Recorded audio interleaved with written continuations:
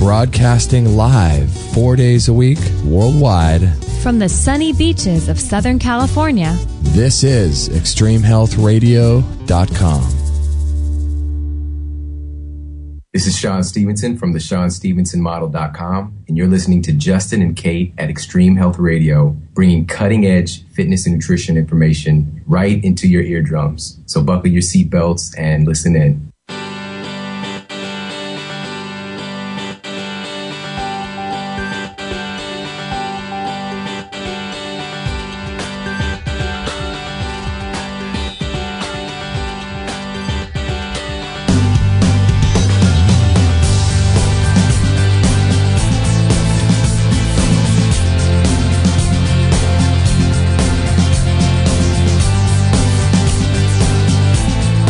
I guess you should stop looking at things online and go online, right? Actually go live on the air. You looked a little spaced out over there. I wasn't sure what you were doing. Well, a couple of minutes ago, you were sitting there reading about Waco, Texas. That's true. What was that, a movie about Waco? I think I just saw somebody post something on Facebook about there being a Waco, Texas movie. I haven't found it yet, but I wanted to see if there was a trailer for it. And we're talking about that, and all of a sudden it's 9 o'clock, and we're thinking, oh, we got to go online. What the heck? Shoot, we got to get on. I had to bring up my little screen here and see if anybody was in the chat room. Oh my gosh, how funny is that? You want to tell everyone that I single-handedly ruined Valentine's Day? Oh my God, good. We had a rough morning. We had a rough morning. You have this thing where you have this crazy ability to ruin surprises. I do. And Christmas. I know. You'll mention something that you want, and what happens is that, like, let's say it's, I don't know, February, and you mention something you want, and then I'll think to myself, okay, I'll get that for Kate for Christmas, 8-10 months away. Mm-hmm. And Christmas rolls around, and then I don't mean to. You ruin it. I don't mean to. So crazy. I know. So, what's the problem though? I ruined that somehow, but now I'm ruining like everything because we have the same brain. Oh, we do.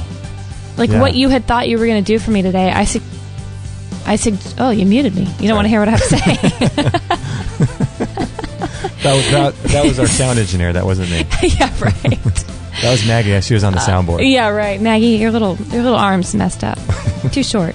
I recommended we do something today for Valentine's Day that I was just wondering if we should do because of time and things we have going on today, and apparently, toxicity levels, because that's how we think. Right, because it did involve fish. It involved mercury. Which, even though it's free range, or not free range, what do you call it? Wild caught.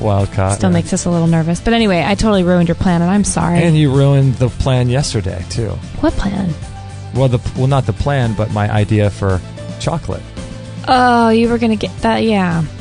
After I ruined the plan today, I said, hey, we should go buy some raw chocolate for Valentine's Day today. And that was on my list. And you just hung your head, shook your head. 0 for 2. There you go. Oh, I'm sorry. There goes our Valentine's Day. No surprises now. Well, I hope you guys are having a more surprised Valentine's Day than we are, but at least I know what I'm getting, and I like it. So yesterday I was at the gym, and I'm at the gym. I'm in the middle of doing shoulder exercises with some free weights. I look out the window, and I see my dad walking across the street. Doing what? He was just walking, just walking. He looked like he was on a warpath. He was walking and just charging. And so I ran out to catch him, and so I whistled, I did the Phil Jackson whistle. And so I went and talked to him, and he was on the way to a store here in town to buy my mom the Mystic Mint raw chocolate for Valentine's Day. Oh, he was going to the gluten-free market across. Isn't that cool? Oh, has your mom ever had that Mystic Mint? She's never had it. Ooh, for those of you guys who don't know, it's this brand called Chocolatl, I think. We'll put a link to it, but man, it is amazing raw chocolate in this box. It's super uber expensive, but oh gosh, every now and then for a treat, it hits the spot. I don't know if you could get any two contrasts going more. What? The world's best chocolate with the world's worst chocolate company name. Chocolatl. Chocolatl. It's like CHOCOLAT 'L or like a giant L at the end. every time I call up somewhere to see if they have it in. How do you explain what that is? I go, I'm looking for a company. I wonder if you have this chocolate in right now. Okay, what's it called? Chocolatl. Wait, what? Well, and then I spell it. And then they write it down, then they wander away and come back and say, well, what does it look like? I say, it's in this little green box. It's amazing. And no, we don't have that. Are you sure? And then we go, and sure enough, they have it. And they're like, they don't know what they're looking for. What happened? That wasn't what you told me. Yeah, right. Completely I'm different. like, I don't know how to, It's the world's I don't know how to pronounce it. Best chocolate with the world's worst chocolate company name. Yeah, I agree. And I hate to say it because I like to support them, but I don't know why you'd pick that name. Yeah, but they need to come up with a different name. Yeah. It's so yeah, yesterday I saw my dad was going out and buying my mom some of that raw chocolate. So that is so cool for Valentine's Day. And he said, Don't forget Valentine's Day. Women love these things. Oh, is that what he said? Yeah, women love these things. Women love these things. I love your dad. And I said, I know women are all into the love. I get it. They're all into the mushy love. Except I ruined my love. But it turns out they didn't have it. There's no mush for me. There's no mushy love for you. Oh, they didn't have it? No. Oh, you should. I felt really bad too because we were in there. And, my dad said, do they have any other kind of chocolate? And I'm thinking in my head, oh, you got to get her the chocolate teal. That stuff is the best.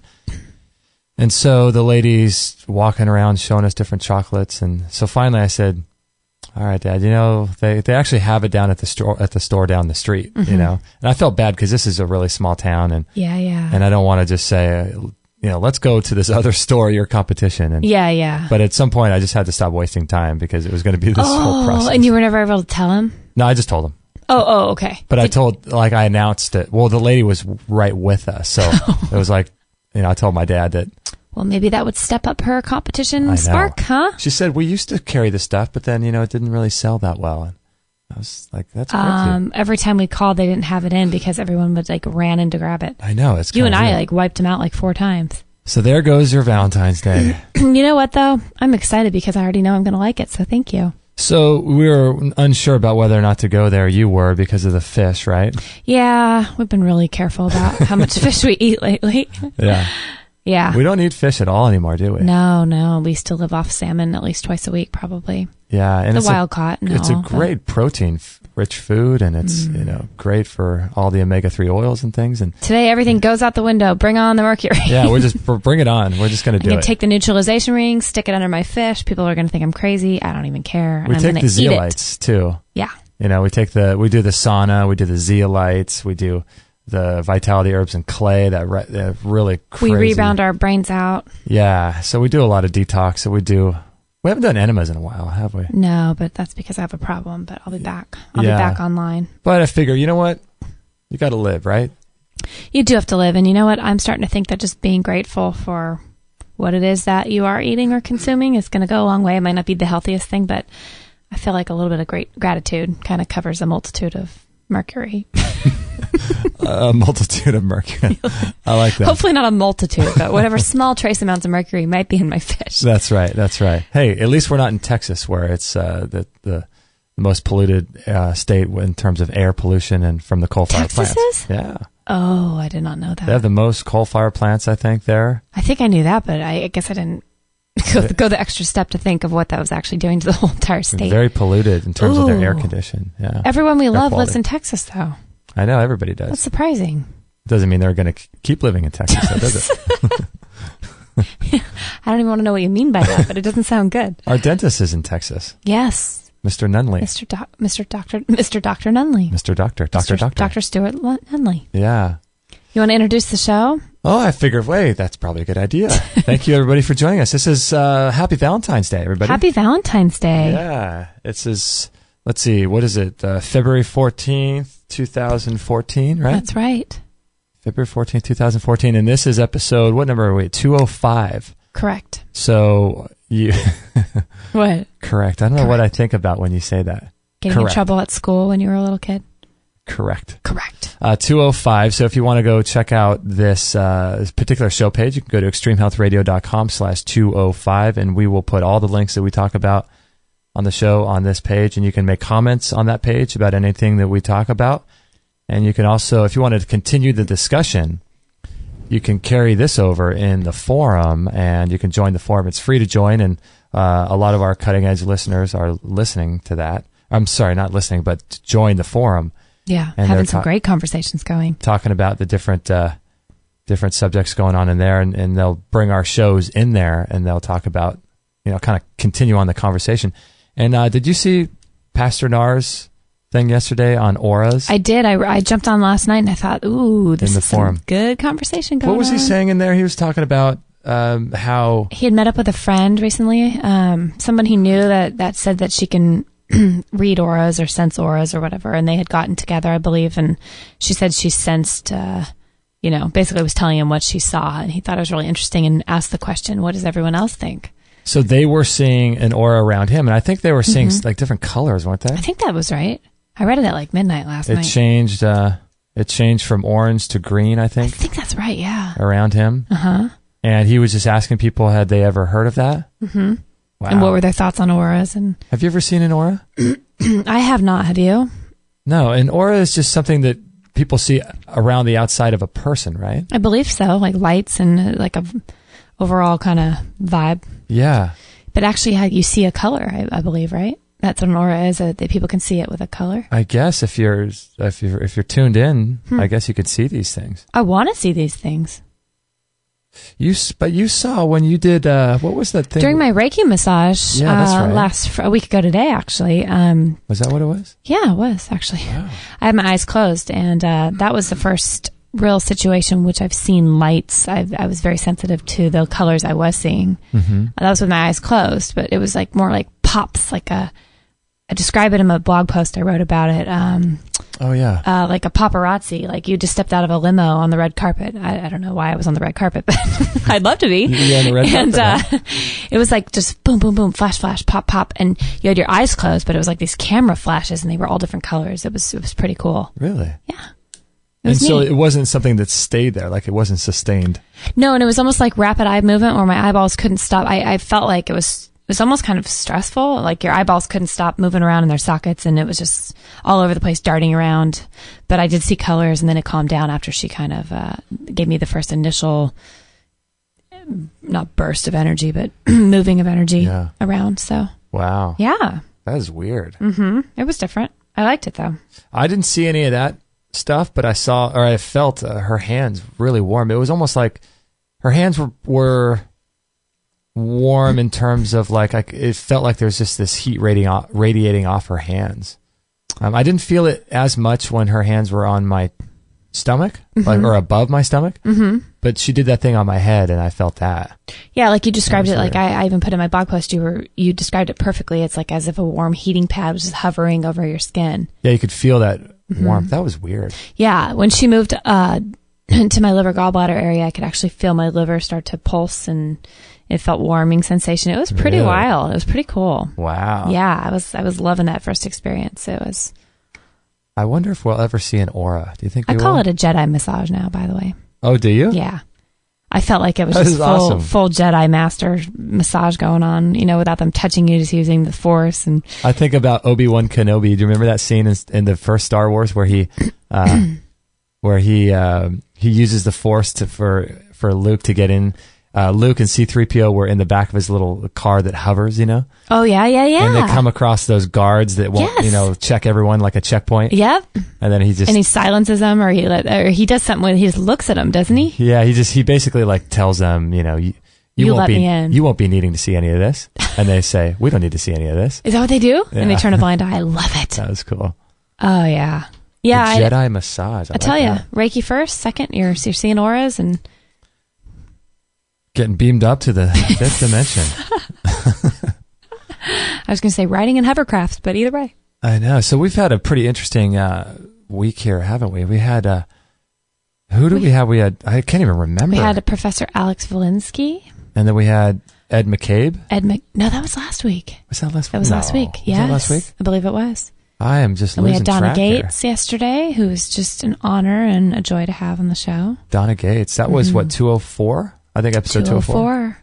Are you sure Mr. McCabe was last week? I'm not sure, no. Because what is it today? Saturday? You might be right. He might have been Monday. 2/6 it says. I got to refer to our own website in order to figure out what we talked about. Yeah, that's right. It was. You're right. Last Thursday. Yes, you're way off. Oh my goodness.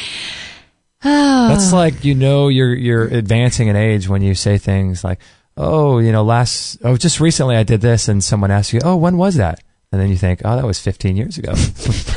that was 25 That's years a little ago. dramatic. Yeah.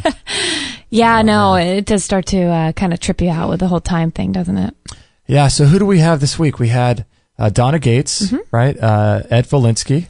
Alex. Professor Alex. Ed McCabe. Maybe I got some ropeworms in my head. Yeah, seriously. Alex Volinsky and Donna Gates. Did we have anybody else? No, we did not, actually. Oh, we didn't have a show on Monday, did we? We didn't because I was unavailable. Oh, you were down I was for the watching my niece, actually. Oh, that's right. I had to cover, I didn't have to. I got to cover for my sister and my brother-in-law who needed a little extra help. And I love spending time with Molly. She's great. So. Yeah. So what did you think of Volinsky and his work? his love of the ropeworm? I'll tell you that was pretty crazy. Hellmouth worm, you posted a picture on Facebook about apparently a close-up of what these parasites can look like will scare the heck out of you. I know. Did you see that? That thing had like the mouth that never ended. That looks like something out of an Arnold Schwarzenegger movie, doesn't it? It really did. That looks like a gremlin. If these things can have emotions, I mean, that thing is just, it's angry. Like it's mad that you're taking a picture of it. Yeah, it's Can you put a link to that picture? I'll put a link to that blog post. Yeah. Parasite. That was a really fun blog post I had fun writing that was called Why You Should Love Your Parasites, Tumors, and Ropeworms. Ooh. But that thing, it's as if it's angry, isn't it? That looks like the most angry like it's mad. thing I've ever seen. How could something like that have emotional capabilities? It's like a worm being upset. That's like, it looks just like out of a nightmare movie. It does. It doesn't look real. I don't looks know. like a Steven Spielberg I don't know if it's real, if it's creation, real thing or not. I don't know. Either way, that paints a picture. So I had that in my mind going into our conversation with Professor Volinsky, and that kind of ruins you when ropeworms. What the heck? What in the heck is a ropeworm?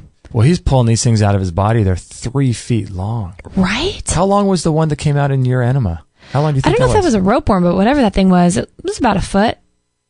You know what was weird about the Volinsky interview was that he said that I think he was trying to maintain credibility or something, because he is an active professor of engineering, in Florida. And I think he was just trying to stay objective and things and kind of apply that mindset, that scientific mindset to his findings. But he kept saying things like, we're not sure what this is or if these things are even alive.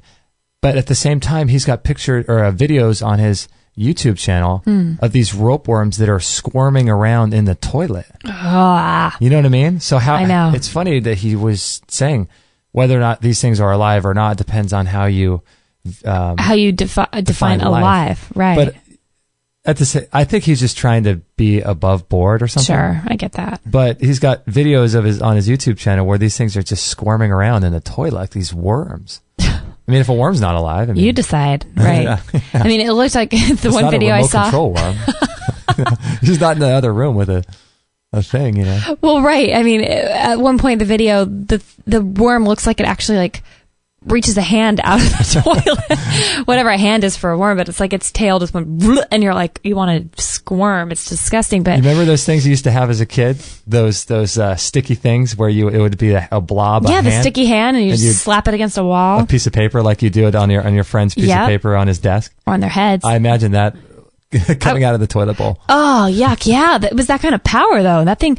If you don't call that alive, I don't know what is, because the only thing I can think that I can compare it to that wouldn't be alive is like deep sea diving, or when you're snorkeling even deep down and you see like the core, like the reeds being moved with the water. Well, something's moving them. I mean, they're alive, but they're not like actively alive. This thing looks like it's angry and alive. It very doesn't much want alive. to be in that toilet bowl. Ugh. For sure. Yeah, that was an interesting conversation. I'm so glad that was about a 2-hour show, I think. That was a 2-hour show. And we skipped the last commercial because it was just going too good. It was too good. Yeah, I liked when I asked him, because at one point in that interview, I was under the impression you could still go get a parasite testing. And so I asked him if people are looking to be tested for these parasites, where do they go for that? And he backed up and he said, yeah, Kate, just to be clear, there is no test for this parasite. I think he was saying there was no specific test for a ropeworm parasite because they don't know what it is. And it doesn't have the qualifications to be tested. Like it doesn't have a lot of it doesn't fit supposed DNA. Yeah. That fits into that. But I still think, obviously I know people that have gone and gotten parasite testing for other things. And you and I have got, a couple different blood analysis, both the dried and alive. And we saw little parasites swimming around in our blood up on the screen. There's something that's kind of innocuous about seeing that in your blood. I mean, it is really interesting to look at your own blood and to see these little squiggly things and have the guy tell you, that's you got a parasite swimming by? I mean, it is very kind of novel, but there's something different between that and, I think there's levels of this thing. Like that's one level where you see it on a computer screen and that's the thing. Yeah. And you're swimming around your blood, this little small thing. And then there's another level that you have taken it where you're ejecting these things out of you, right? Yes. But then I think the third level is this would really to actually see it moving. To see it moving. That would be, I would just freak out. Yeah, that would bother me. If I, had the enema and I did that and there's this worm floating around. I freak out enough when I expel regular quote dead things or whatever they were, not alive things. Whew, that's enough to make you step back. But yeah, if I saw the thing, I've done a double take before thinking, oh my gosh, is it going to start moving? It looks like it should and it doesn't. Wow. When I've had my own coffee enema experiences, but yeah, if you're getting out alive stuff like that, I would actually love to have that happen. It would, I don't know how it would change me, but I think it would change me even more in the way that I eat and view what I put into my body and in what manner I'm. What's so weird is obviously you didn't eat that thing, right? Like if someone's removing a 3-foot ropeworm, they didn't eat it, right? Right. So it's not like, today I'm going to have ropeworms for breakfast. So they must have eaten the larva or the egg or something that was on a piece of food or something. That caused it to grow. And you wonder how long has that been in your body to grow? Because at some point you're eating the larva. So it must have been in your body for 5-10 years to get to that level. Well, here's the thing I was thinking about. Like, not only is that true, because I'm thinking, where do we pick these things up? You're thinking unwashed fruit of any sort or anything you basically ever touched and put your hand to your mouth. I mean, who knows how we got them? Right. But I had a session with Chris Kaler this week, actually, and it was interesting. He was talking about how he sensed a parasite in both you and I that we probably picked up on an overseas trip. Okay. Of some sort. And he said, yeah, I definitely think it's a parasite with you going on. Let's eradicate it. Is that a good word? Eradicate? Yeah, we'll go with it. Okay.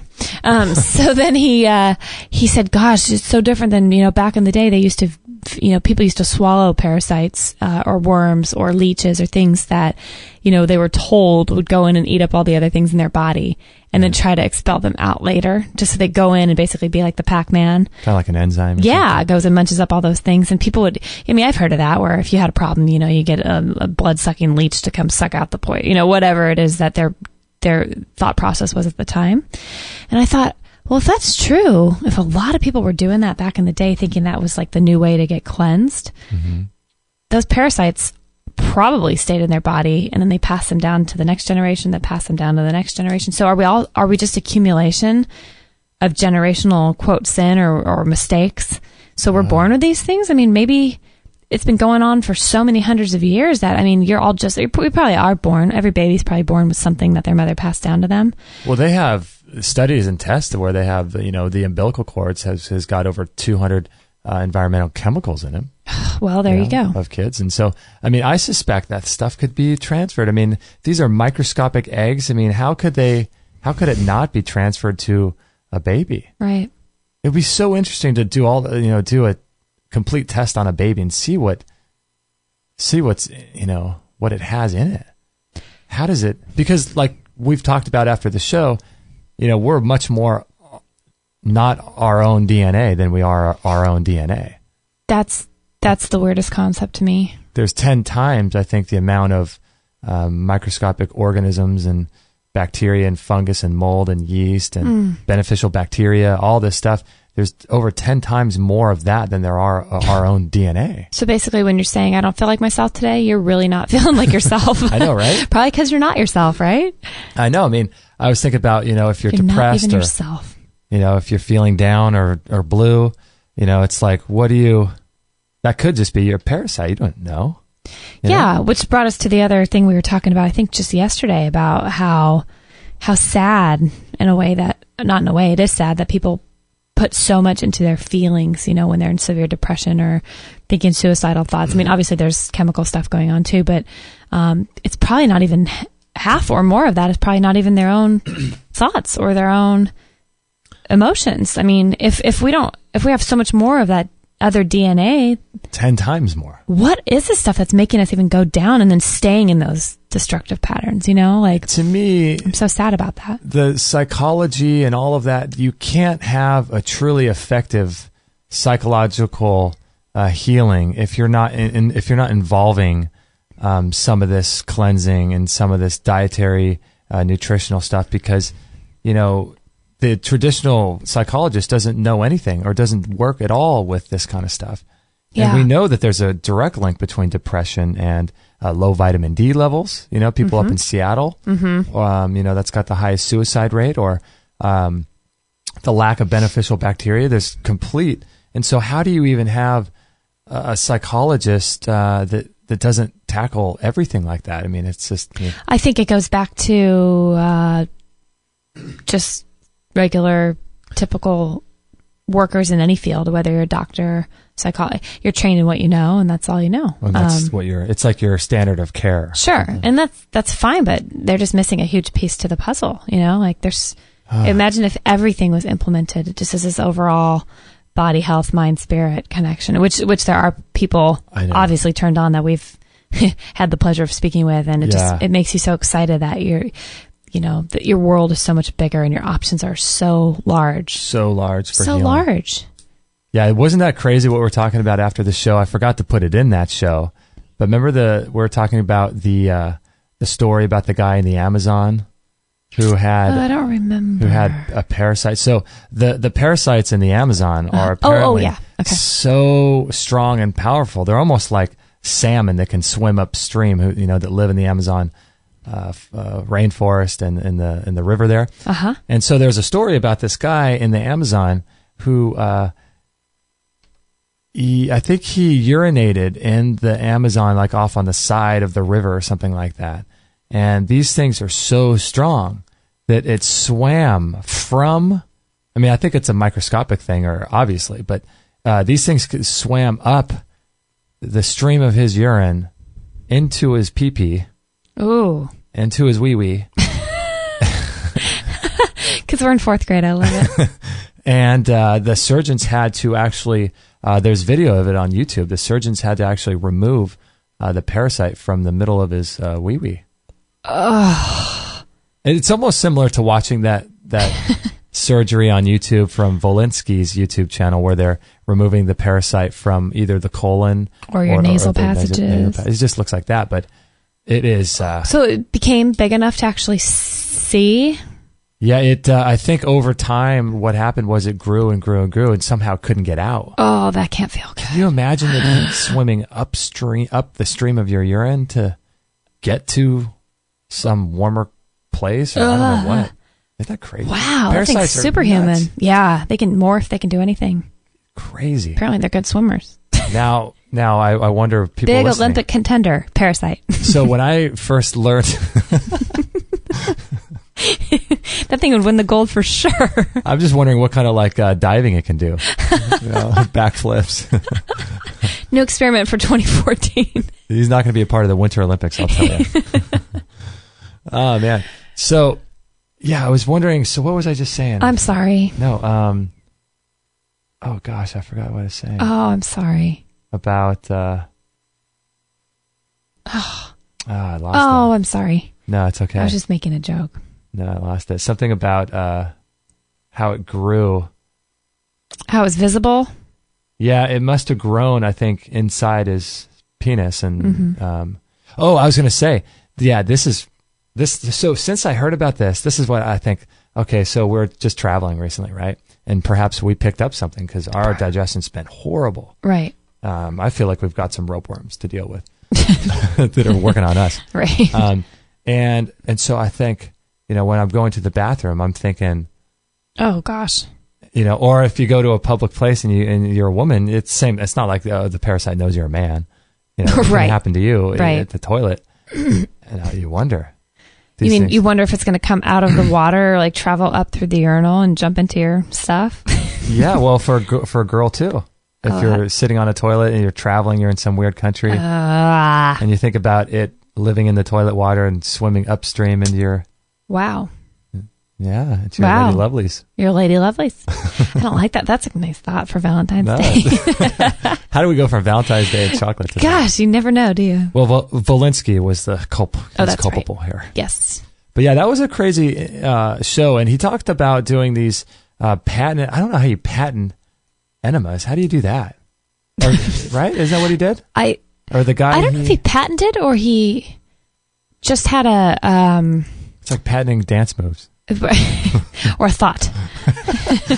My thought is trademarked. You can't say that. I just patented it. I patent my own. You thought. took my thought. I wonder if it's that, or he composed a series of enema situations that he put together that as a plan that worked or something, and it like packaged it and had like in a book or protocol or something. Because I wasn't clear on that. I need to look up his work. What was the name? Not Gustav. Gustarov or something. The Russian Gubarov. Yeah, the Russian guy. That, like he said, he thinks the ropeworms are tied into everything. Mm-hmm. Crazy. I don't know. I know I feel like our digestion lately has been very. It's been, for me, it's been off much more so, not just digestion. It's like, it's as if I have something like a parasite. It's not like I'm not digesting my food because, we love doing the vitality herbs and clays, and we take powerful enzymes, and all that stuff is awesome and it works really well.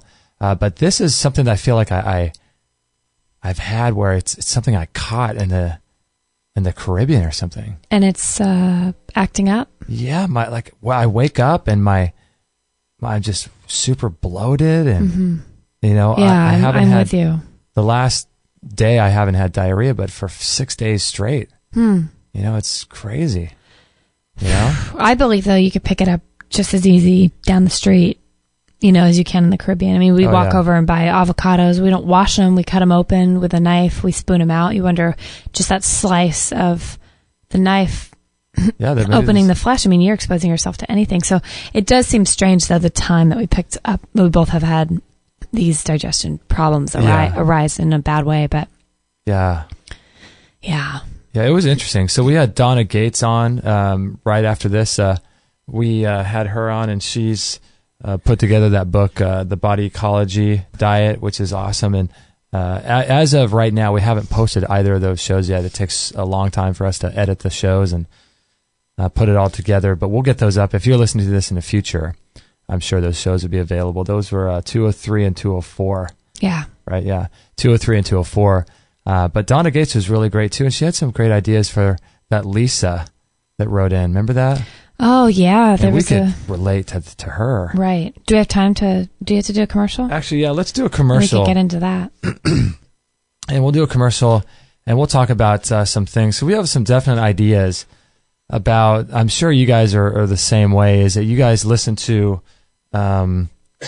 all the guests we do. We have tons and tons of guests, and there's a lot of noise. There's a lot of people saying a lot of different things. And so we're going to talk about that when we come back from the break, because Kate and I had a really long discussion.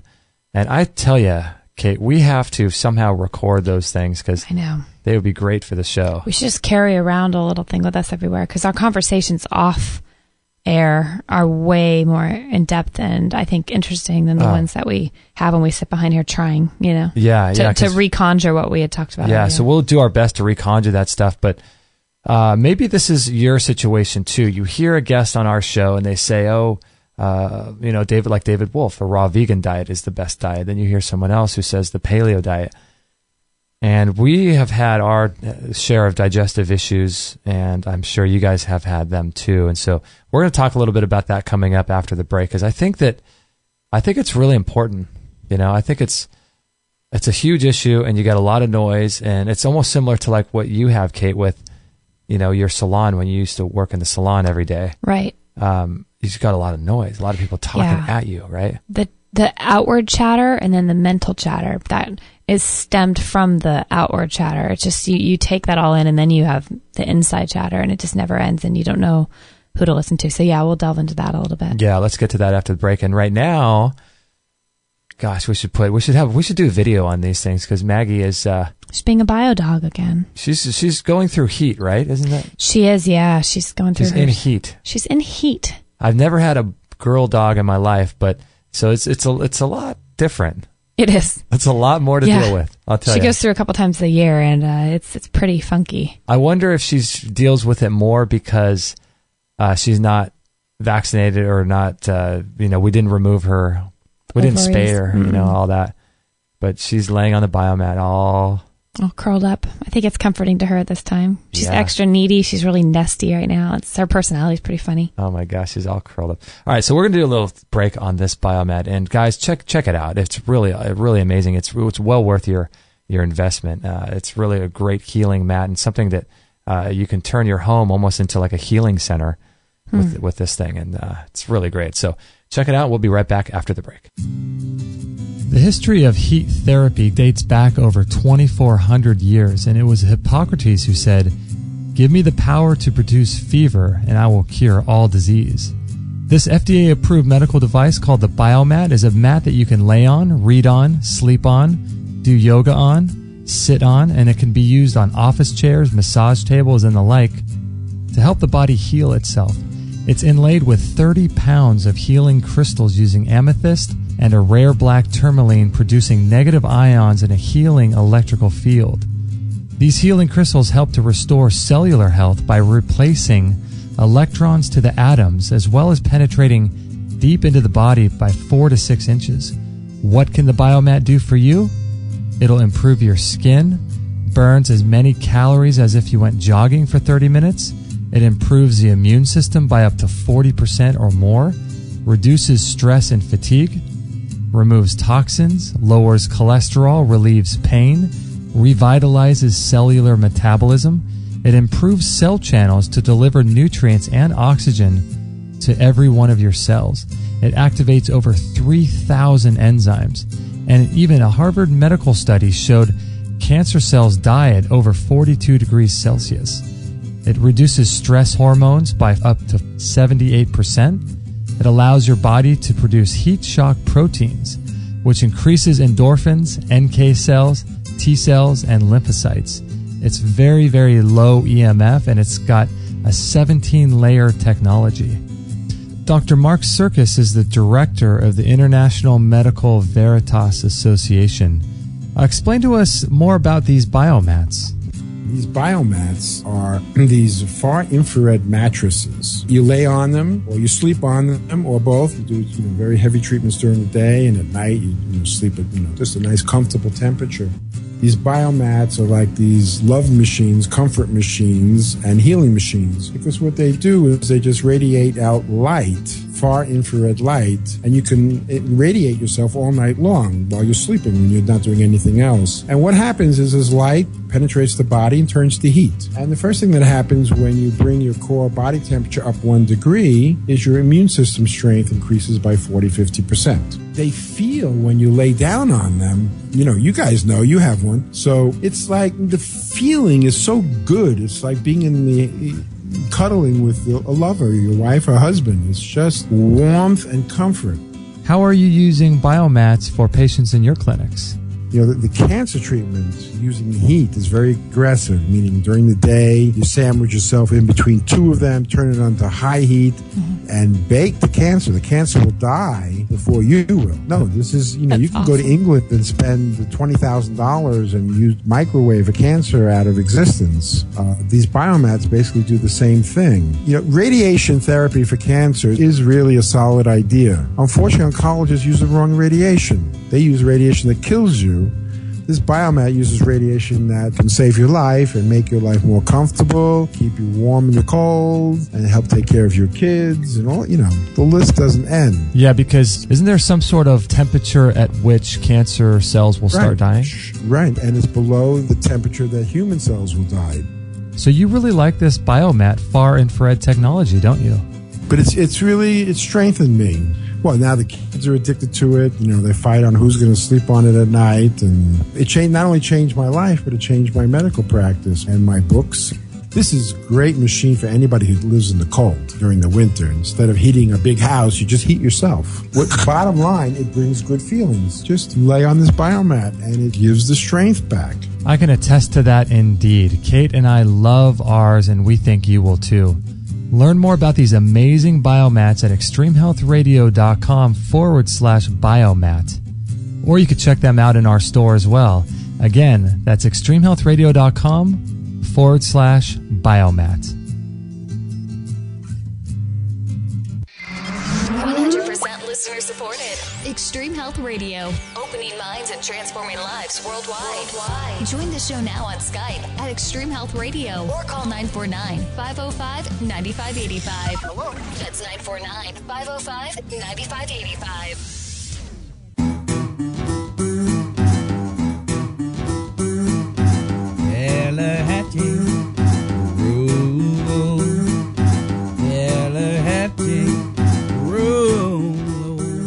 So during the commercial break, we usually go out to the kitchen, stand up, and kind of just, move around. And I said, "Okay, it's time to go back. We got to get back to the show." She said, "How much time is left?" 30 seconds. I can pee in 30 seconds. I did. It's the world's fastest peer. I was scared. I went extra fast so I didn't pick up a parasite thinking about it. Oh my gosh. I'm just kidding. That's hilarious. No, but I'm quick. Watch out. Yeah. Yep. So I forgot the whole time to turn on our Skype. I don't know if anyone's tried the call. Oh. But during our Free For All Friday shows, all of you listeners can call in. And if you have any health problems or health concerns, we don't guarantee we have all the answers, but we might be able to, point you in the right direction, send you a website or a book or a link or something that could get you started down a path of healing. And I completely forgot to have Skype on. What are we going to do with you? I don't know. So thank you, all you live listeners. I appreciate you being on the show. And if you have any questions, you can always call our Skype line, which is 949-505-9585. And you can join the forum as well. We've got a brand new forum that's available, free, exclusively for the Extreme Health Radio listeners. So you can check that out and join the conversation in there. Lots of people, over 100 people now, I know, involved. And I'd rather keep it small. I'm not discouraging anyone from joining the forum, but I'd rather keep it small and have a high-quality forum with people that are just like Daniel Cosmic from Cosmic33.com, yes, guys exactly. are doing upside-down enemas where their partner's doing the insertion. You love that, don't you? No, but I just think, these are cutting-edge people in the forum, and so, it's just awesome. It is. Yeah, the more information and the different kinds of information that are out there, the better, because we feel like we're barely scratching the surface of what's really available to people. So, yeah. And so, please feel free to join the forum and listen to our live shows every day of the week except for Tuesday at 9 a.m. Pacific. And you can always call in on the Free For All Friday show. And then if you're listening to any of our interview shows, you can join the chat room and ask your question that way. The chat room is actually available all the time. So if you like to just, be a part of that, feel free to do that. During the show, you mean? Yeah. Yeah, it's not available 24 hours like I'm sitting here looking for people to write in. Well, actually, it is. It's there. It's there always. Oh. And so, but I don't check it that often. I mean, I'm only checking it when we're live. But yeah, we only check it when we're live. But and if you guys have any questions about that Biomat, it's just a really great thing. And what I was talking about before the break was you can almost bring these types of things into your house, like the sauna that we have and the Biomat and the rebounder. And your house can almost become like its own healing wellness center, yeah. You scared the heck out of me last night. Oh. I was laying I did the sauna. Just by looking at you, or what? That happens often. Creeping up on me in the kitchen. I'm that ugly? Not even. So, I was laying out on the Biomat. I got in the sauna. I sweated my brains out. I needed to cool down because between the two of them, you just burn up. I don't know how you go from the sauna to the Biomat. I don't either. It is hard. What? Sometimes I'm in a better state of mind when I do it, or I'm out of my mind when I don't do it. I don't know what's going on, but sometimes I love it, and other times I'm thinking, what the heck? Anyway, I wasn't in that mood last night, and so I got out, took a shower, and then came back and laid on the Biomat. Last night, yeah. let me tell you, that thing, anyone who has a Biomat can attest, it puts you out. Yeah, out, like you're out, like someone just sedated you out. Like, you know what I kind of compare it to is like, if you were to go do like a little boxing session with Mike Tyson, and he's kind of just messing around, for 10 minutes, and then all of a sudden he goes full power. He goes full power. Just knocks you. You you lay on the Biomat for 10 minutes.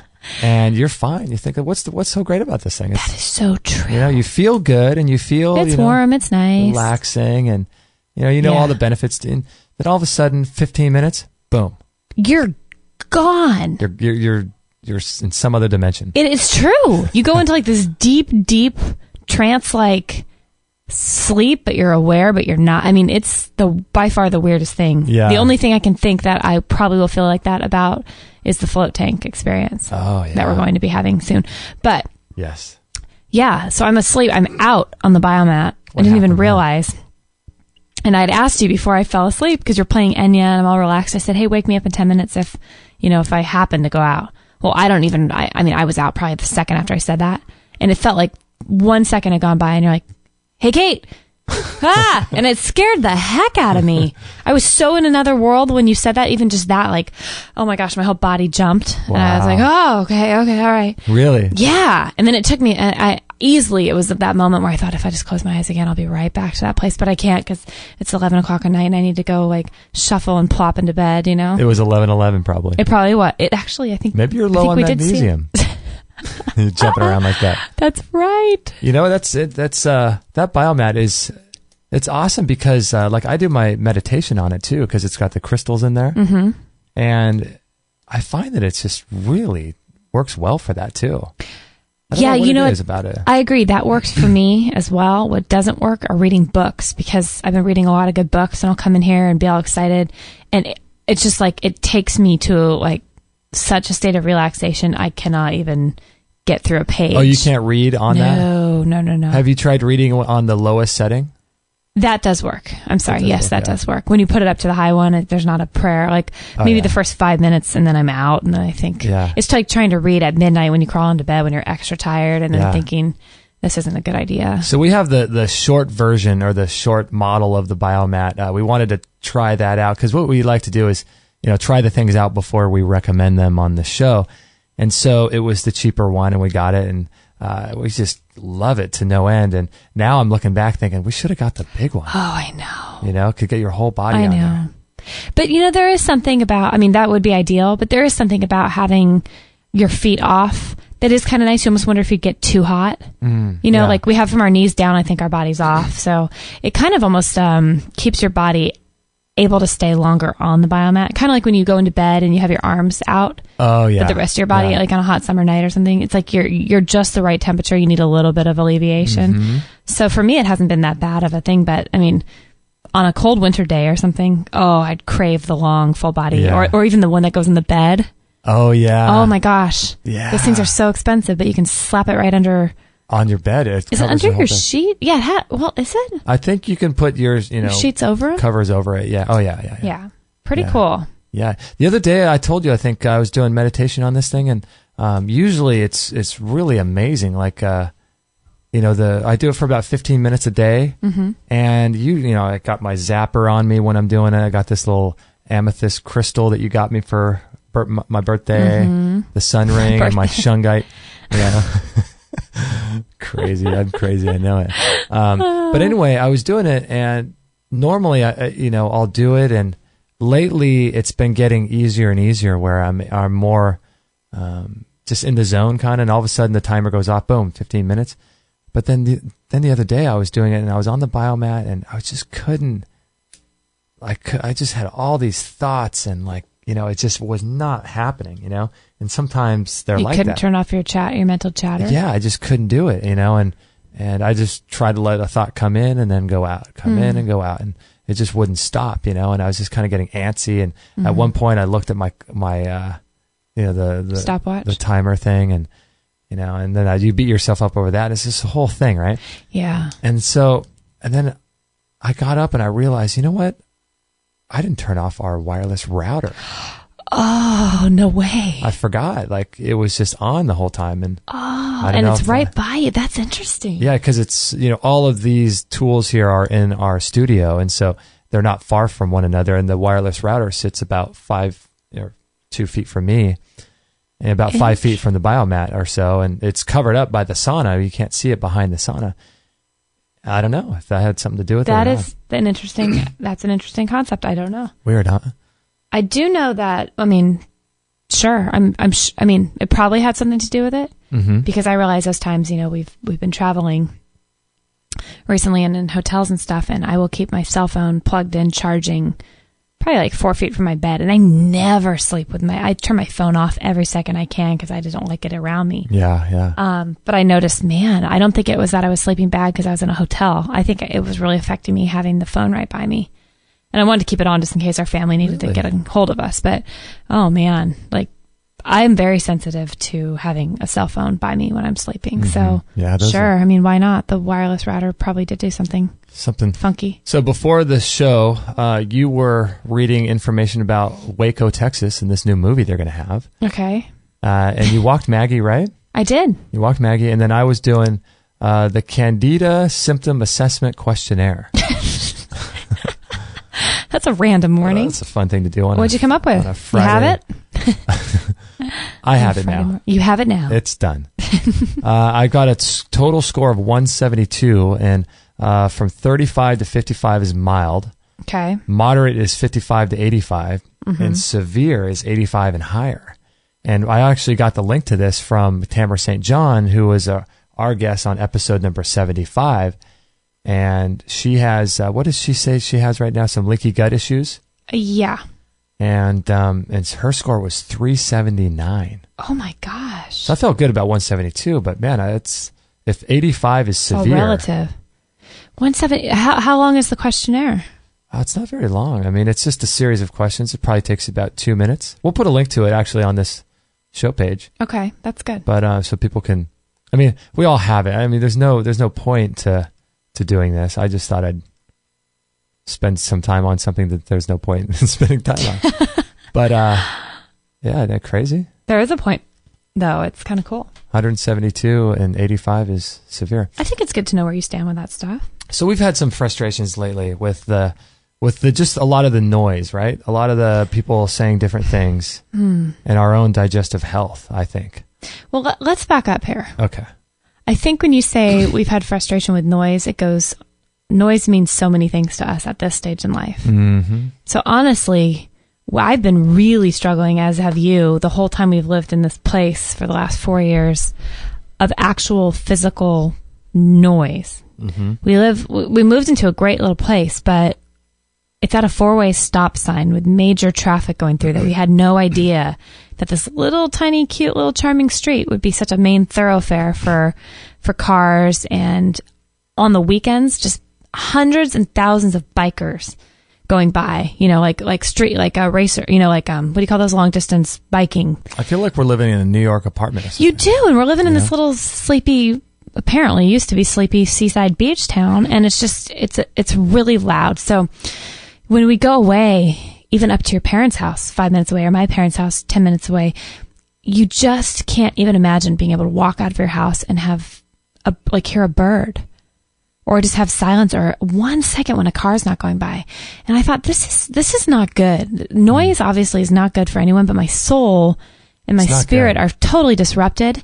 I have to turn on a fan in my bedroom or the living room to be able to read a book without being distracted, or to sit and try to do a meditation, which I still am not successful at, because even the fan is noise. Mm-hmm. I just want to be where I can have some peace, and that started the whole thing. So we've been frustrated for a few years. Well, you had a conversation on a private conversation, a session with Kit Campbell, right? Right. And she said something to you that was really interesting. Yeah. About noise and how much time you spend in nature. Yeah, she did. Didn't she? Yeah, she asked, well, where is nature? I said, well, it's right outside. And she goes, okay, well then you need to go outside and spend some time in it and just sit there, get to the closest place you can, just get out in nature and just sit there and just be quiet with it. And I'm thinking, okay, that sounds good in theory, but what's happening for me to actually get into nature that's quiet is going to take a lot of effort. So I've come to the conclusion, honestly, where we live, the closest place I could get to nature without some sort of interruption is probably 20-minute drive out into like more of a country type situation. Mm-hmm. Because even though we live a couple blocks from the beach, you go to the beach and there's people on the beach trail. There's a trail that runs along for walkers and dogs and bikers and things. And that's just completely packed because it's gorgeous. I get it. Everybody wants to be on it. Yeah. And then if you cross, there's the train that runs through our town. If you cross over the train tracks, there's the ocean that and the sand, which you think would be peaceful. But there's a train that runs by every 20 minutes. So you can't even get into that zone. You hear people yelling behind you on the beach trail. If you're on the beach and you have, and you happen to fall asleep. Right. The train comes by and it just scares you to heaven and back. Oh gosh, the whole ground shakes, or the horns are like, wait, it's the most chaotic situation. Right. And then you have motorboats and things like out there making noise, and then you have surfers yelling at each other. You have seagulls squawking, which is nature. That's fine. Well, then you have lifeguards driving by in these smog-filled whatever you Jeeps, call it, Jeep things, and they tend to always. I'm sounding so negative, but they tend to park right upwind from us. Yeah. So then and they run their engines, and then they're yelling on their bullhorn for the surfers to move out. It's total chaos. Total chaos. Why is it now? Is it now in our lives more that we want peace and quiet? Is it because we're older, or because we're kind of on a journey of health and healing and spiritual stuff? And I think it's both, but I do think it's that we need it more. Our souls and our spirits are craving it more. And because we crave it more, we're becoming more aware of things that wouldn't have bothered us years before. Yeah. A little bit of noise wouldn't have bothered anybody. But, now when you're in life trying to do a show and you're passionate and we finally find our thing that we're supposed to be doing in life, and you have a trash truck for 20 minutes or a gas and electric truck, it seems like every day right outside your window, where you have to mute half of your show while you're doing it so people aren't annoyed. I mean, that's not good. That's not good for anybody. No, it's not good. And I think there's something to do with all of this noise. If you're living in a place like where we are, where it's very noisy, I think it's bad for you. I really do. And a lot of lights, when it's nighttime. Yeah, you can't see the sky. You can't see the stars. Yeah, you're removed from this infinite, vast space that God's created for us to look at. You're just removed. And when you live in a city, it's like that too. Or if you live in a loud suburban area, I think there's just something not natural about that. Yeah, I'm pretty darn frustrated, actually. And I know it's crazy.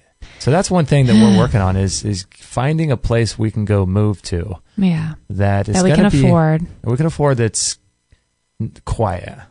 I just want some quiet. I'm not asking to live out a dirt road in the country in the middle of nowhere. That's not what I want. Mm-hmm. I just want to make peace with my mind and my soul. And we've had such a good attitude for this whole time. I mean, we've been frustrated for 4 years, and yet, so now I think now it's time for change. I feel the winds of change are coming. I do too. And I really do. I really think that there's going to be some really amazing things that happen for us and for you guys, listeners too. In your life, things are going to change. Yeah. If you are in the same boat we are. In terms of wanting to get somewhere quiet or wanting to have something in your life change, I think things are starting to happen. And I feel like for all of us. A lot of people we've been talking to feel the same way. I do feel like there's this feel amongst a lot of people that are on the same path, that we just know it. We have a knowing, like a deep sense of knowing. Yeah, it's like if you get in the car and you start driving to whatever grocery store you're going to go to, it's like you're going to, aside from an accident or something, you know that in 10 minutes you're going to be there. Right. And it kind of feels like that. Like we know that this is going to happen for us and for you guys. Things are going to change as long as you keep going on the same path. Yeah. And keep doing things that are helping people. Mm-hmm.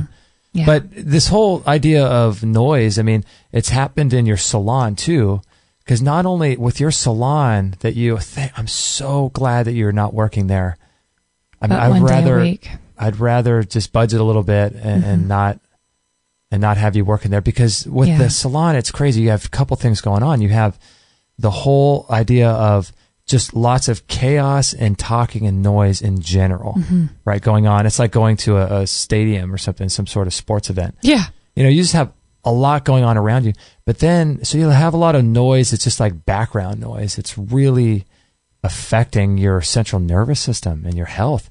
So you have that going on, but you kind of deal with it, right? Mm-hmm. And then on top of that, you have people like your clients or other people in the salon talking at you, right? And so you have this direct and dumping on you all of the negativity and all of the stress and all of the drama. Right? Yeah. And trying to drag you into it, like the gossip. They're trying. It's a very interesting career. I'm sure there are people listening out there who are in that industry. It's very, very unique. We have had quite a few people email in saying that I'm a hairstylist and I really relate to you, Kate, and all that stuff. But it's rough. Mm-hmm. I mean, we all have different, complications with our job and vocation, but everybody has their own challenge. Yeah, they're all challenging.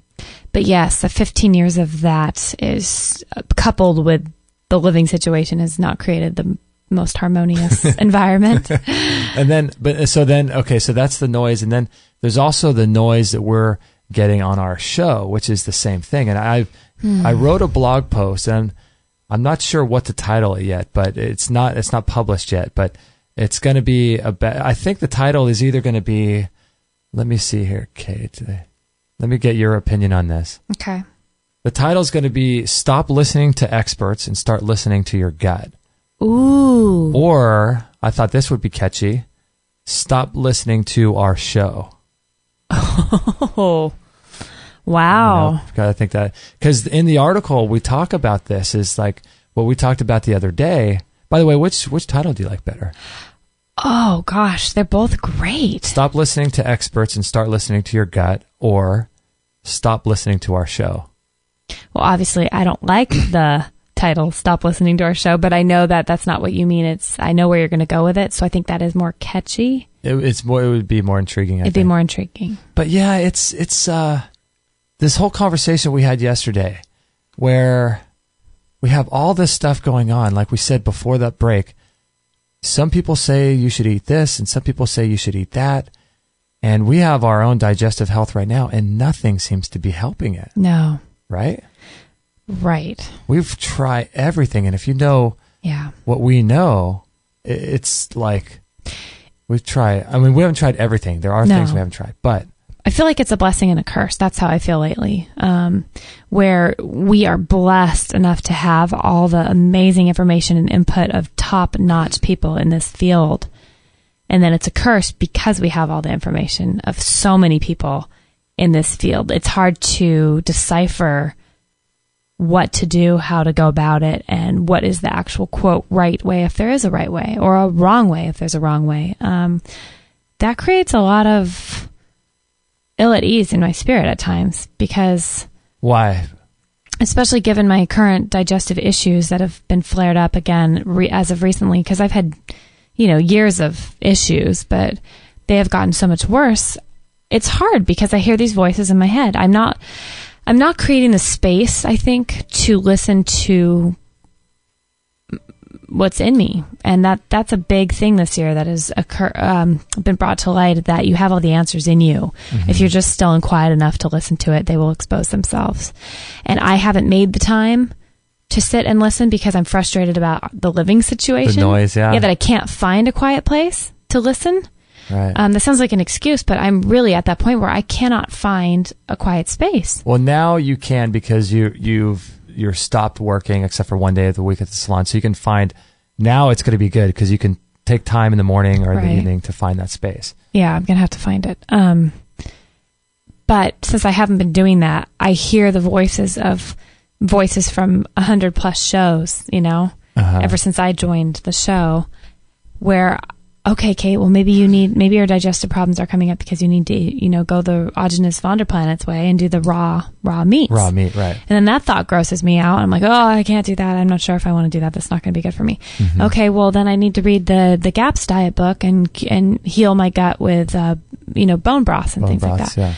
Okay, well, I do that and then I don't react well to that. Okay, well, then maybe I need to not cut out all the grains I've been doing and add in more grain.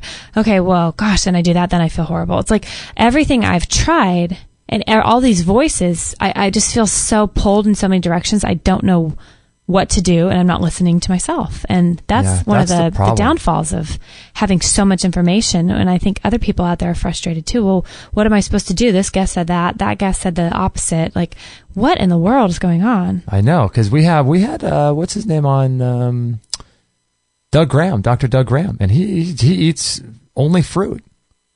Only fruit.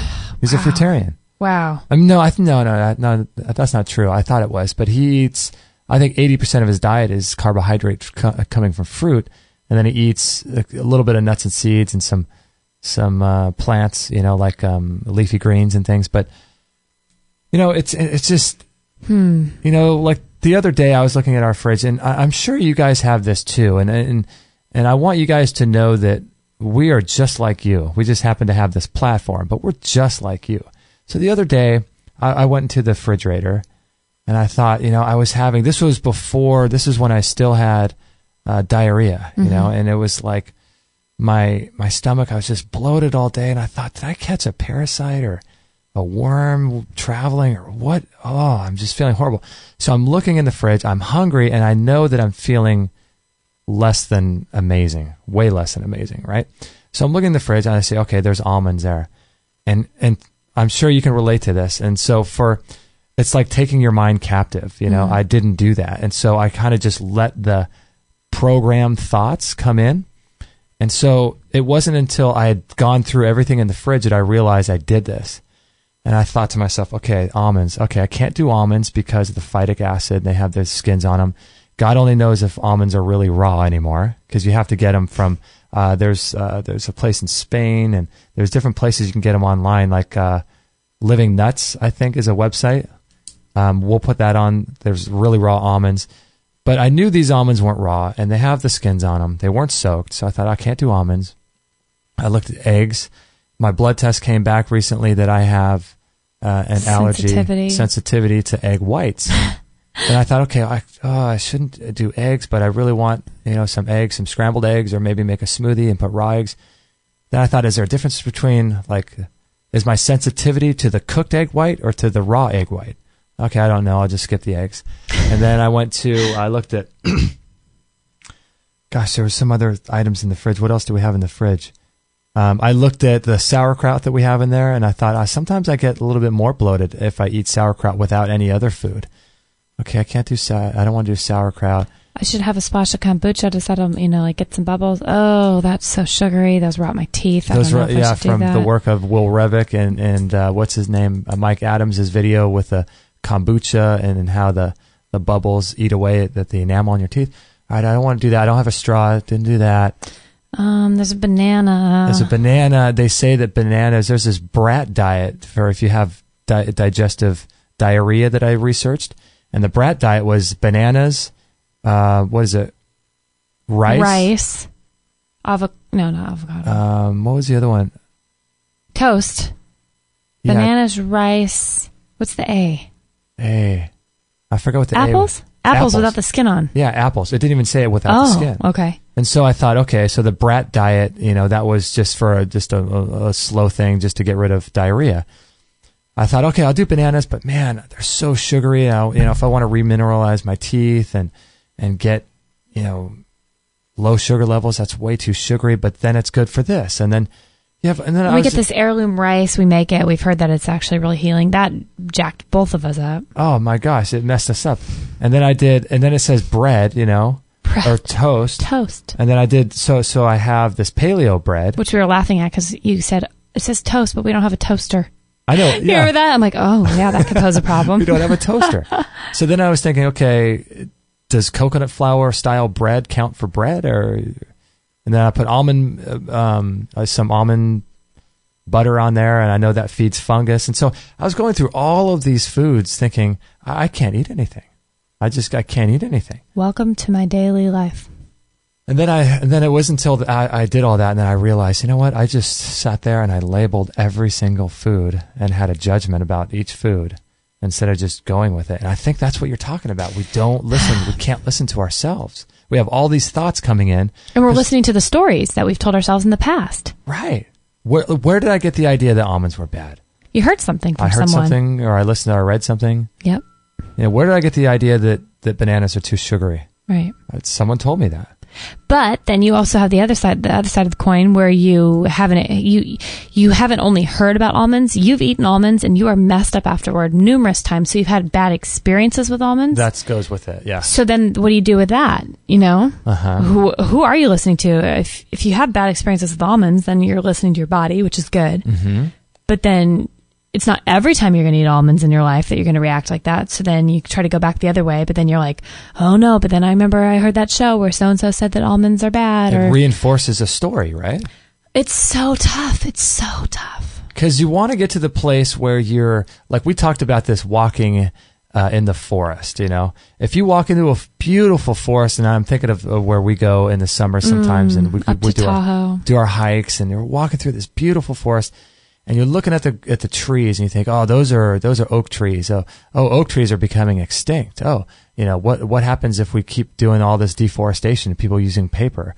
Then you start thinking, oh man, too many people don't care about the earth. Then you think, oh, there's some grass. You know, we need more grass here because that would help this or that grow, and then that would help these bushes grow. And then, oh, this is a such and such bush. It's been around for so long, and look, they're cutting it all down over there, those workers.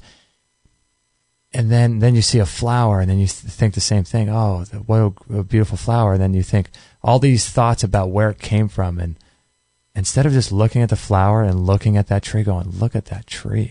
It's amazing. And so it's like you have all these judgments about food and about everything we come in contact with. It's a story and it's a judgment, and we're just removed from anything good about those things, right? Wow. You know? Yeah. You just can't see it as it is. Yeah, because we were going over some of the food sensitivities and people talking about what foods are bad, right? And, you know... quote bad. Yeah, quote bad for you. And we're thinking like... What if you were a homeless man? We talked about this too. Yeah. What if you're a homeless man, you haven't had anything to eat in a week, and someone went out of their way, went through McDonald's, bought you a bag of hamburgers and fries and things like that, and gave it to you, and you ate it? We were talking about this yesterday. I really believe that food would probably do him good. Yeah, because of the heart it was out of. It was a grateful heart. He was amazed. You know, he was beyond blessed to receive it. And he's not having judgments against, I mean, that's food. That's food. Right. He sees it. He's like, oh, I can live another day. I can have some warmth in my belly. I can get some nutrients. He believes that. That's the best thing that he's ever eaten. And and you know what? He's probably going to live to be 100 even on the streets if he's just grateful and has that attitude and just really believes that the food he's eating is going to be amazing for him. I know. And how much does that really affect the food? How much does it really affect it? I think hugely. I think. And just having the idea that you believe you're eating the right diet for you. Because we come on this show, and you guys do too, you listen to it, and you hear all these people giving conflicting information. You have to, at some point, pick something that's going to work for you. Like you said with the raw meat, you don't want to really do that. Yeah. And I said, well, if you don't resonate with that, then don't do it. You can't do it. No. If you're forcing yourself into wanting to believe something or feel good about it, you're doing extra I think you're going the opposite and then some. Yeah. Like, I think I'm not only would it not work for me if I'm feeling that horrible about trying that, but it's actually, if I did do it in a forceful way, it's going to completely damage me. That's my theory. Even if on just a physical level, if that food is really healthy for you. Sure. Because if all your thoughts about it, your stress around eating it, your worry about whether or not you'd get parasites, right? All that stuff would it would completely negate all the good things. So when we're talking about, oh, so and so says milk is bad, or beef is bad, or animal product, what do you mean by animal products? What do you mean by milk? Right. There's 1,000 different. Are you talking about sheep's milk? Talking about raw milk? Cow's milk, raw milk? Pasteurized, unpasteurized? Pasteurized and homogenized, or just pasteurized? Are you talking about cows that eat grass? Cows that are happy? Cows that are happy? Cows that are put into a bundle of other cows with no room? Exactly. Is the grass that they're eating, is it watered with ocean minerals? Or municipal water? What time of day are you drinking the milk? There's something there too. Are you drinking it in time? Are you drinking it in time? Are you drinking it in time, but you're drinking it when you're stressed out? Or are you drinking it in time, but you're drinking it feeling guilty that you shouldn't be drinking it? Exactly. I was going to say that. Having the guilt. Yeah. I shouldn't be doing this. I don't know. Dairy's not good for you. Dairy's got casein, and casein's gonna, if according to certain people, casein causes cancer, and I might be lactose intolerant. I'm not sure. So when you get a blood test and you think, okay, I'm allergic, to milk, what does that even mean? These distinctions that people don't make is almost kind of shocking to me. Well, and then it is. And then it's wild because you think back to the things, we've had a few people on the show that have, cured and healed themselves from major cancers just doing juices. And they're not even talking or eating fruit or vegetables. Yeah. And they're not talking, they've never once mentioned organic. How they're grown. How they're cooking them, or if they're cooking them. But I remember some people have cooked them. I'm like, are you throwing a bunch of oil on there? Are you frying? I'm like, what are you doing? But you healed from your cancer. What's the is the cooking pan toxic? What kind of cooking pan is it? Is it Teflon? Is it glass? Are you doing it in an oven? Are you throwing it in a microwave? Like, there's just so much mental chatter at times that makes me want to go crazy. Mm-hmm. I know. But then I have that silencing kind of bring me back in and bring me down and just say, if you just turn inward, I feel like there's so many answers that I'm not tapping into. I need to turn inward.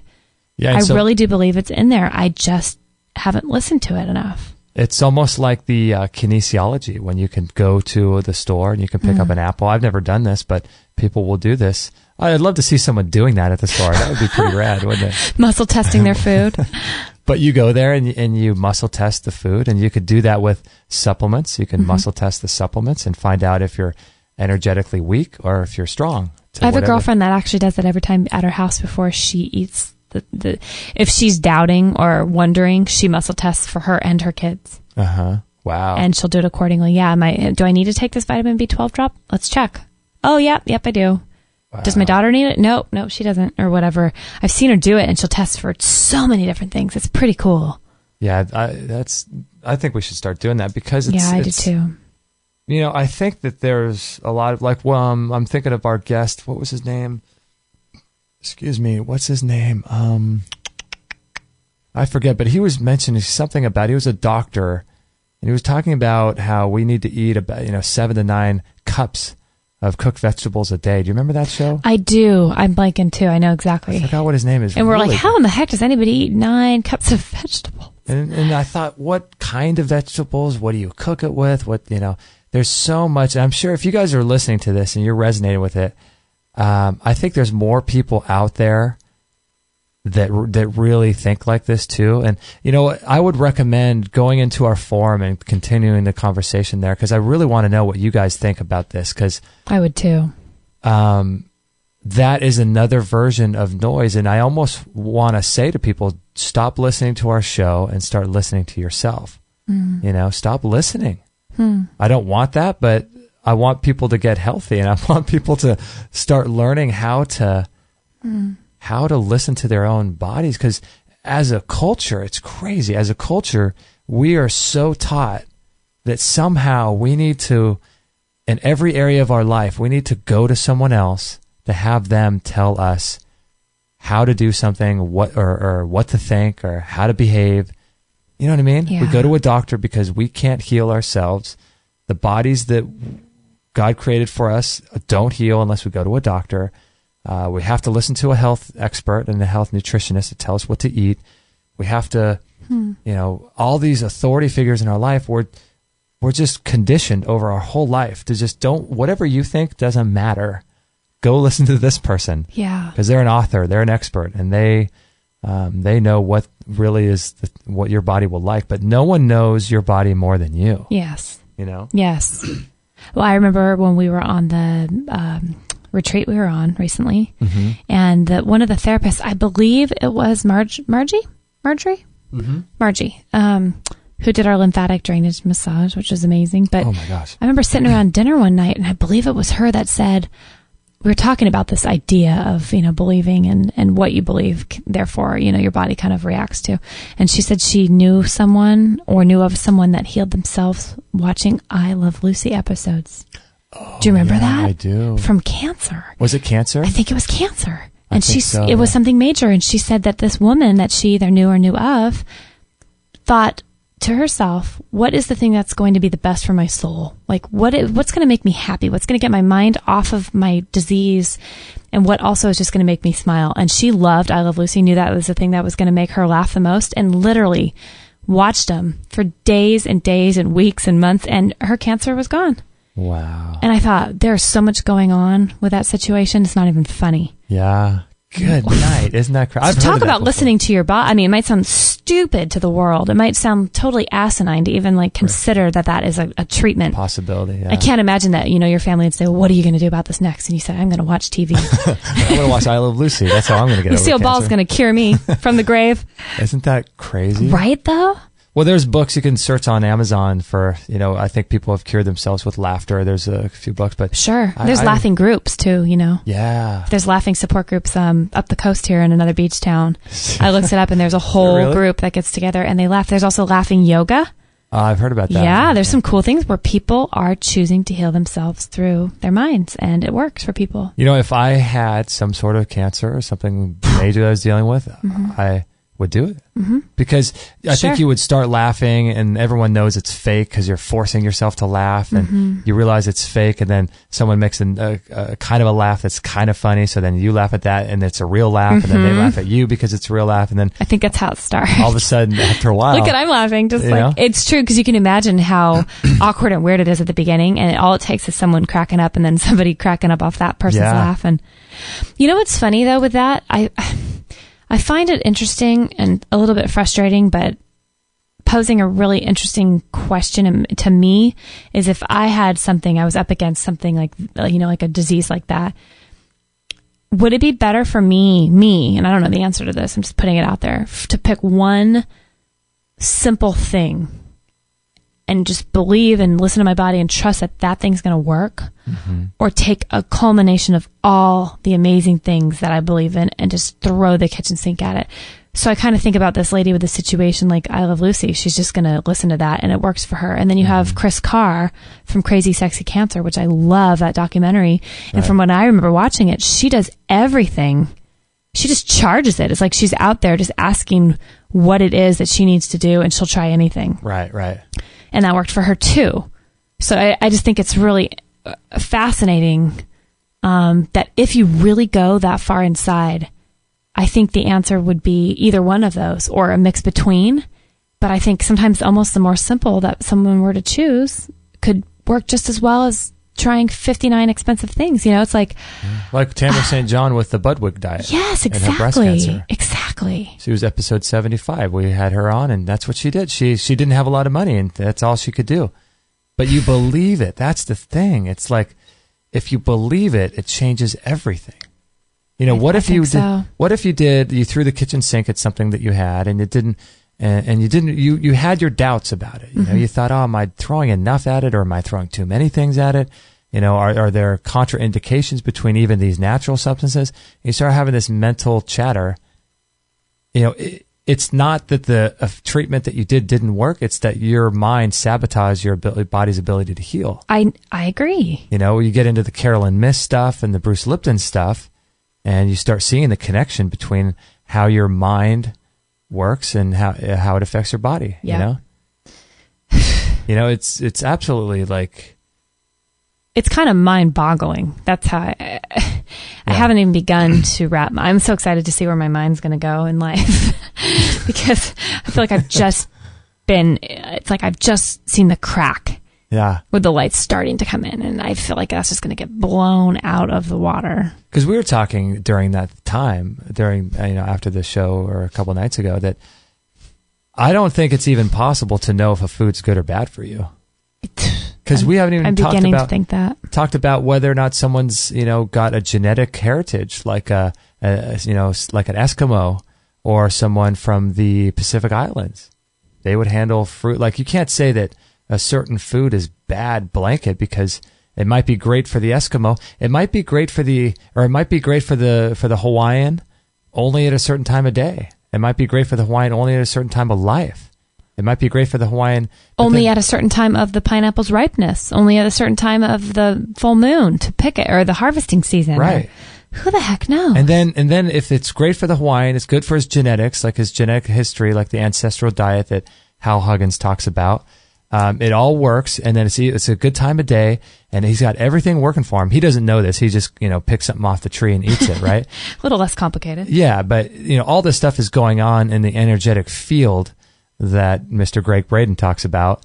All this stuff is going on in the field, unbeknownst to him, right? Mm-hmm. So, but, he just picks a piece of fruit and eats it. But let's say he's had a stressful day, and he's negative, and he's down, and he's depressed. How much of all those factors that were working good for him, how much do they affect, or can they overturn his negative or stressful thinking when he's eating it? You know what I mean? Like, right. This type of stuff is just unknowable. So I think it's, we as a culture don't know, we can't measure all of this stuff that's going on with food. We just can't know it, and how food affects our physiology and our biology. So, some stuff we do know, but that kind of stuff, we don't even have the first clue yet. So it's impossible, I think, to say, oh, this food is bad. I don't think there's, unless it's, I know you're thinking maybe Twinkies, but what if the, like you mentioned, the guy on the street needs, eats a Twinkie and somehow lives, there's some nutrients, and if he eats it with gratitude and thanksgiving, yeah, how could you say anything is harmful? That's where the frustration comes with us. It's like, right. You start having all these negative thoughts, and I think those are what's causing the food to not be good for anybody. Yeah. And to almost linger in your gut in an unhealthy way, because you think, oh, pasta's not good for anybody. It becomes glue. It becomes all the stuff in your intestines. Isn't that just a story, right? It kind of is. Who's to say? Those Italians could eat it for years, and they might, if they were to go in, they might not have anything lingering in their intestines because they were grateful for it. And they loved it, and it was made with love. They handmade. Who knows what goes in? Yeah. They ate it, and they were grateful and all that. The conversation that went with it. Who knows? So even saying pasta is not good for anybody is such a blanket statement. Yeah, because if what would happen if we would have to cut you open and a couple hours after you eat the pasta and look and see what's going on in your body. We just can't do that. So it's all just a story. All this stuff is just a story. Yeah. So-and-so says this. And I just thought of something interesting. I don't know if it's a little off topic, but I thought you could be, a perfectly amazing picture of health. Mm-hmm. Eat your whole life. I'm just painting like a perfect scenario. Just the perfect. Having eaten the best diet, having exercised, like on paper, you would check out to 150 just or older being the perfect body. Yet yeah. and perfect mental everything. Okay. But you know what? Somebody comes in to check on you and they find you dead in the morning, and you died literally of a broken heart. Like, you could die from an emotional state you're in because your wife had died 6 months ago, or it's like at some point it doesn't matter what, it's almost like the mental part is just overriding anything physical, because you hear that all the time of someone dying and then someone else getting the same disease, or the person dying literally of a broken heart, when they should have no reason to have checked off, or called it quits. And isn't that weird? That is so weird. Because you hear about people dying of a broken heart. They can't do it anymore, and their body's perfect. They might only be 50 years old, but they give up. It's almost like you made that once the choice in your head is made, about anything. I think it's almost impossible to really want to get to yourself to a good level of health and avoid the spiritual, mental, emotional side. It's absolutely impossible. I think so. Because if you really want to get that peak health and feel energetic and alive and vibrant and not hold on to things, you have to get into the spiritual, mental, emotional side. Well, I don't think that they exist outside of each other. Mm-mm. That's the conclusion I've personally come to. I don't think that that's possible. And I think that the diet actually takes second fiddle to all that. Yeah, I do too. I think it's completely because, it's frustrating for us because we're trying to look in the fridge and just see food as what it is. And we're talking amazing food. Like what we've told ourselves is amazing food. Right. We still can't even appreciate it for being the best that we could be doing. Mm-hmm. Because we've been on this coconut ice cream kick made out of coconut milk. And so sometimes we don't feel the best after we eat it. And so we open up the fridge, we're frustrated with that. Then we open up the freezer and we're like, oh, now we can't even eat that coconut ice cream. Like that doesn't even work anymore for us. We're not even asking to eat dairy. We were eating great. Why doesn't this work?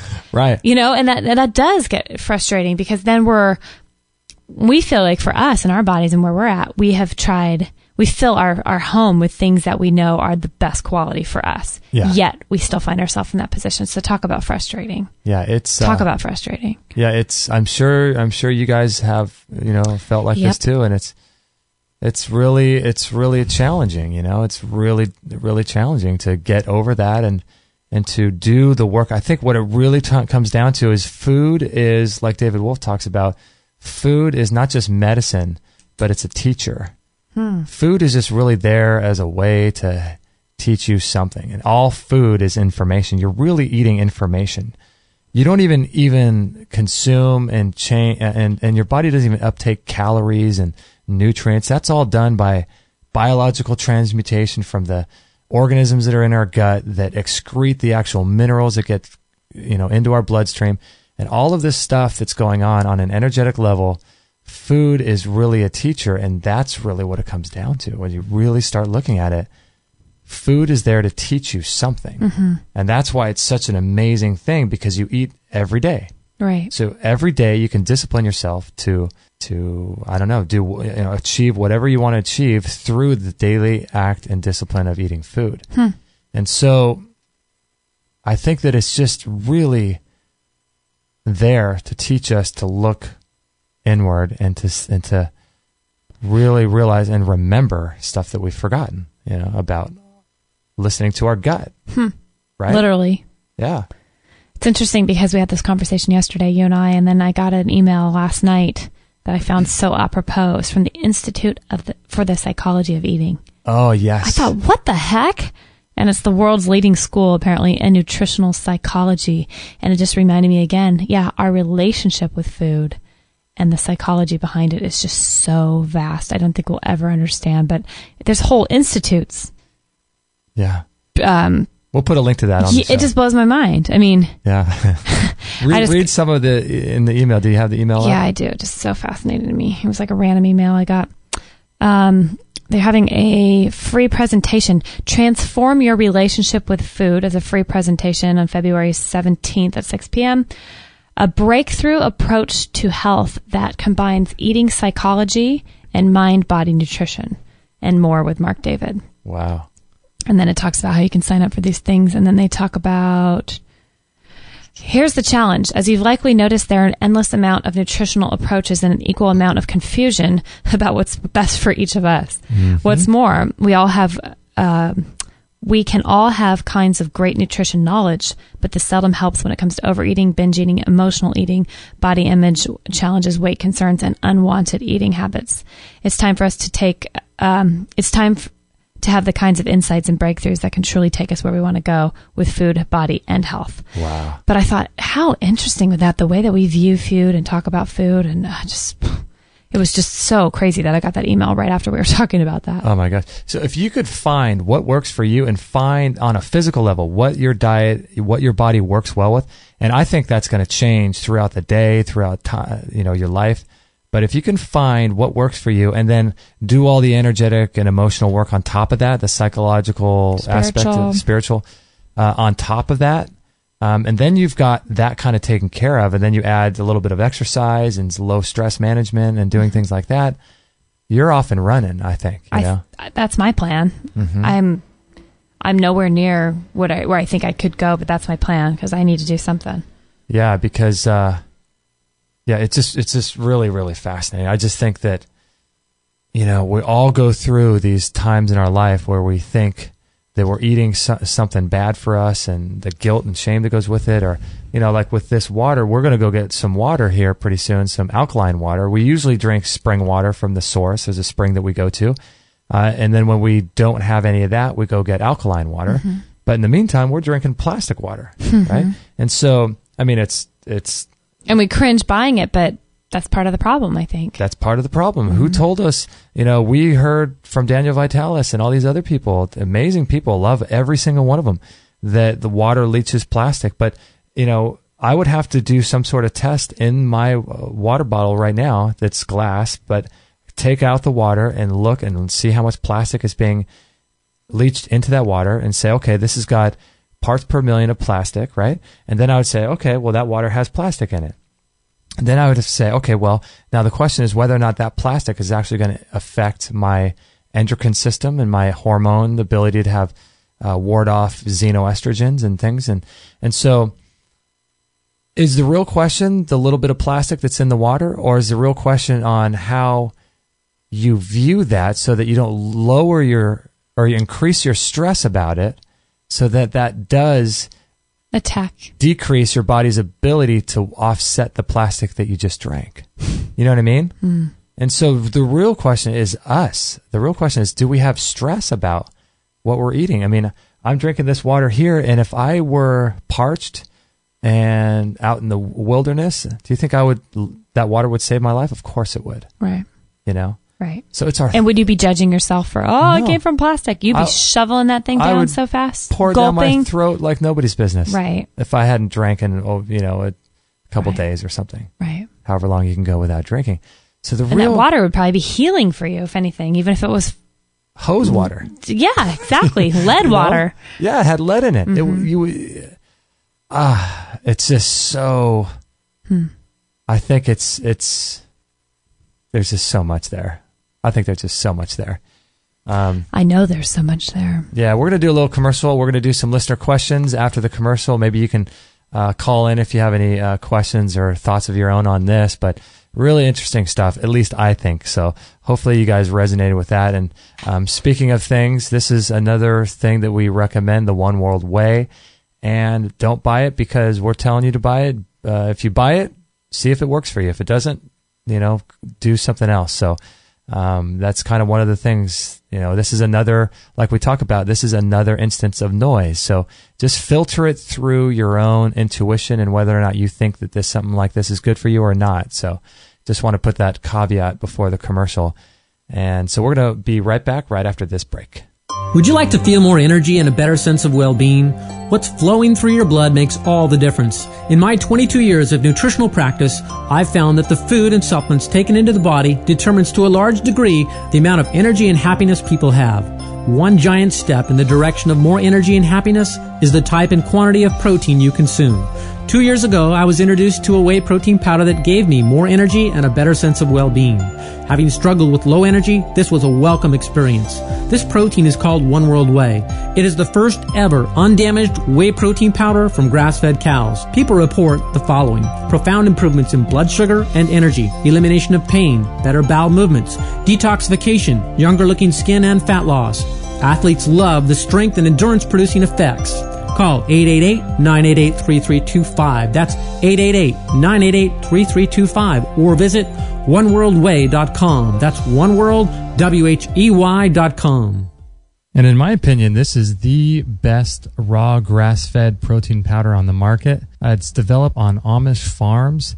It's got 25 grams of protein in each single scoop. Crazy amount of protein. Increases your glutathione levels. It helps to release heavy metals and toxins, decreases inflammation all throughout the body, especially in the gut.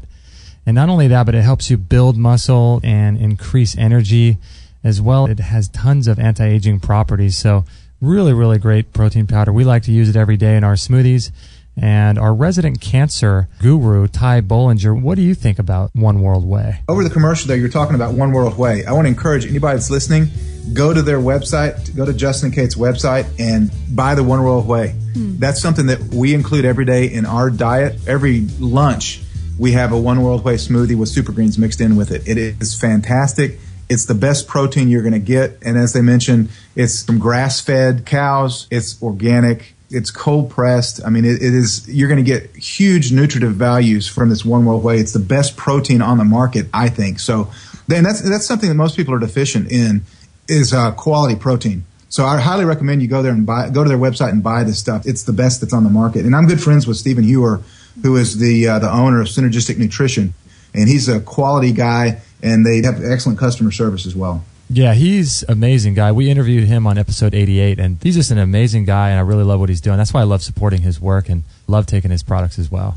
Yeah, great stuff. And if you'd like to support Extreme Health Radio and the work that Kate and I do, you can get your hands on this One World Whey protein powder that I love so much at extremehealthradio.com/whey. That's WHEY. Or you could check it out in our store as well. That's extremehealthradio.com/whey. All free shows, all the time on Extreme Health Radio. Opening minds and transforming lives worldwide. Join our community today. Call using Skype at Extreme Health Radio or call 949-505-9585. That's 949-505-9585.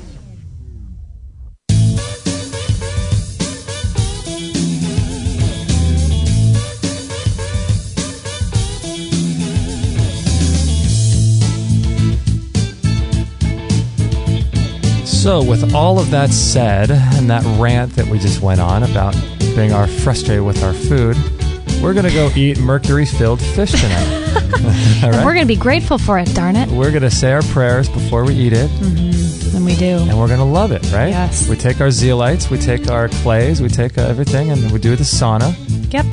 We're just going to love it, right? And we're going to look forward to it. I haven't eaten in a while, and I'm really looking forward to it. I know. You haven't eaten in a while. I haven't eaten that for a while. I haven't eaten in a while. I haven't eaten in a while. But yeah, that's what we're going to do, right? Yes, we are. I might even have a glass of wine. You should. Because it's Valentine's Day. Bring the little neutralization ring and just chug it back. If you chug wine necessarily. But throw it back. So yeah, I just wanted to say before, like I said before that commercial, all of these things, all of these, should I say, products that we promote in our store, a lot of the supplements, the herbs that we sell through Mountain Rose Herbs and the Raw Food World website and all the Qigong and the Rebounder, all of these things, I want you to know you don't need any of them. Mm-hmm. You don't need any of these to be healthy.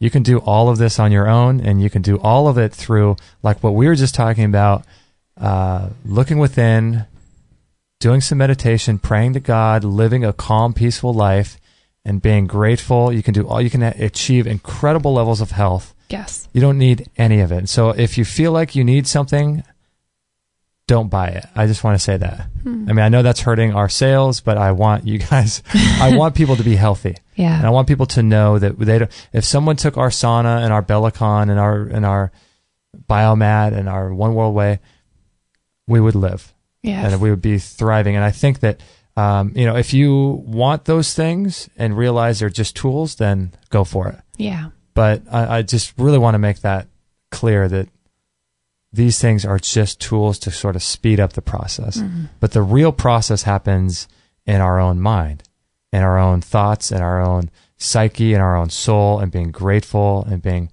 energetically filled with love and gratitude. That's where the healing happens. Yeah, I agree. And you don't need any tools to assist you. I mean, they assist you, but that's all they do. They're not the main reason why we're healing. I mean, it's not like, One World Whey raises your glutathione level so that you can detox heavy metals. But if you're living the right way, you can raise your glutathione levels just by thinking about it, or just by praying about it. You know what I mean? Right. This kind of stuff is powerful. Right. Right. Sure, it helps, but... And sure, we love them, but... Yeah, we love supporting Stephen here, and we love the product itself, but... But we also don't want to love things so much that we can't live without them. Exactly, because then you start creating a label and an attachment to these things. Right. You start thinking you can't digest food unless you have enzymes with you. It's crazy. I'll tell you what, too, the Course in Miracles I've been going through since the new year, it kept coming up to me from a bunch of different sources, I guess I should say. And so I finally started paying attention and thought that's going to be something that I'm going to delve into. So I started on January 1st. Nice. You got it for me for Christmas. That's right. And that is where I'm at as far as the lessons that I'm doing in the course that I'm implementing into my life. It's, I won't ruin it for anyone who's not done it, but it is powerful as far as making you aware in the early lessons about the attachments and the labels, and basically brings you back to earth in a sense that it reminds you that nothing means anything without a label that we give it, and nothing means anything at all. It's only from our own. As humans on earth, we're creating the... Nothing means anything. Yeah, we're the ones creating the meaning behind everything. Right? We are. If you're like an alien looking in from outer space on the Earth, and you see these things happening, wars happening, all this stuff, we're the ones that create whether or not those things are good or bad, right? Right. Yeah. And not even that, but like an alien looking outside down into a family that has family drama going on, that means nothing to them. They're not emotionally attached to any of it. They're just observing. It's a pretty powerful course to go through. I have a lot of other thoughts on that one day we can get into, but it's very appropriate for the time I'm at in my life to remind me of that as far as how it bleeds into how I view the tools and things that we were so blessed to have and assisting me in my own health journey. But yeah, I don't need them. And that's what I'm really enforcing. Yeah. Is the thought that it's in my mind. I have all the answers. I just need to get quiet. I don't need these other outside forces and tools and voices and advice and all that. Yeah. It's funny because, when we start creating an attachment to these things, we feel like we need them. And like I do the work on the Biomat with the zapper and all this stuff around me.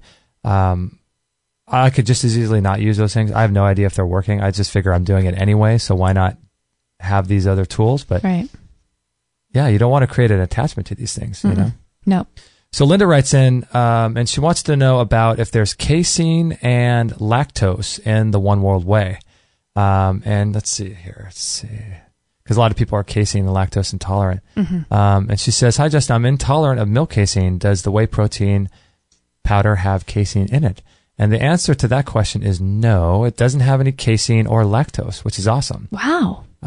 Casein, I think in the China study, a lot of people dispute the reputability of that book. Some people dispute it. Some people think it's the Bible, which is exactly what we were talking about earlier. Yeah, right? exactly. The author of the book, T. Colin Campbell, has made a great point in that book about how there's a direct connection between the casein from animal products and hormones to cancer. So I think this is why you were probably wondering, because most people can't digest casein or lactose, and so the One World Whey doesn't have either one. Do you know how it's taken out? That's some sort of proprietary process that... Did he talk about it in the episode we had with him? I don't think so, no. Okay. It's something that he can't release because... Oh, right. Trade secrets. Gotcha. Because I think he's the only one doing a raw, what is it? A raw whey protein. I think he might be the only guy supplying it. Man, is it tasty? Oh, it's good. Yeah. It's good. And then let's see, Patrick writes in, let's see here. "Hi, Justin and Kate. I remember one of your podcasts talking a good deal about colostrum, and I was very interested. I was thinking about getting some, but I wanted to listen to your podcast again to hear all of the benefits and what to look for in the products. However, while I was searching the site to find the episode, I was unable to come across it. Could you help me find it? Do you remember which one it was? Thank you so much in helping me on my journey to become as healthy as I can. You have opened my eyes to so much more than I could have known on my own." Wow. Well, Patrick, that's awesome. You would have known it, I guess. Right? Yeah. It would have been inside you somewhere. I probably just said something that resonated with something that was already inside you. Right. So I sent him an email back with some videos on colostrum, because I don't think we've done a show with colostrum and the benefits of it, but it's incredible. Like, it's immune milk. It's all mammals' first food is colostrum, and it contains all of the fats and glyconutrients and carbohydrates, that's what that was, and proteins that the human body needs. The whole spectrum of all three of those things are in there. And it helps to build your immune system. It's got antibodies to all kinds of environmental factors. It's a pretty incredible How does someone go ahead ordering that if they want to, if it's hard to find? They can, if they go to our store, there's a link in Surthrival for that. Okay. Or you can just go to our site, extremehealthradio.com/Surthrival. It's SURTHRIVAL. It's like survival and thriving. Yeah, survival and thriving. So it's Surthrival. So, but again, Patrick, you don't need colostrum. You don't. It might help you, but I just want people to know that they don't need these things. It's I'd be the world's worst salesman. Right? Stop listening to our show and don't support us at all. Don't buy anything. And don't buy you don't need anything. Any of the products that we believe in. That's so funny. And then Karen writes in, hi, Justin and Kate. You and Kate talk a lot about the far infrared saunas, and so do your guests. Far infrared saunas are great, and it is vital to your listeners to know to take high-quality comprehensive minerals, a lot of them, while doing this or any other kind of sweat. I just ordered a number of Michael King's products from Vitality Herbs and Clay for this specific reason, because I've noticed myself feeling depleted at times after a sauna session. I'm sure you want to be responsible when recommending this amazing detoxification protocol so everyone gets the most benefit possible when you mention the infrared sauna. You may want to mention minerals, i.e. Michael King's products. Thanks for all you do. Wow, I feel like this is just a lot of emails about the stuff we're trying not to sell people. Yeah, it's interesting, We take those minerals by Michael King. I love them. We totally do. Yeah, I think they're amazing, and I would highly recommend them. I guess, I don't know what to say. I don't want to say that you need the minerals either. It's like, but do we feel great from them? Yeah, I think I do. Yeah, and I noticed that for a while there I was getting a lot of cramping after I did the sauna and muscle spasms and things, and after I was doing the minerals from Michael King. What are they called? Mineral Mana. Mineral Mana? Mm-hmm. Is that the name of this product? Yeah, so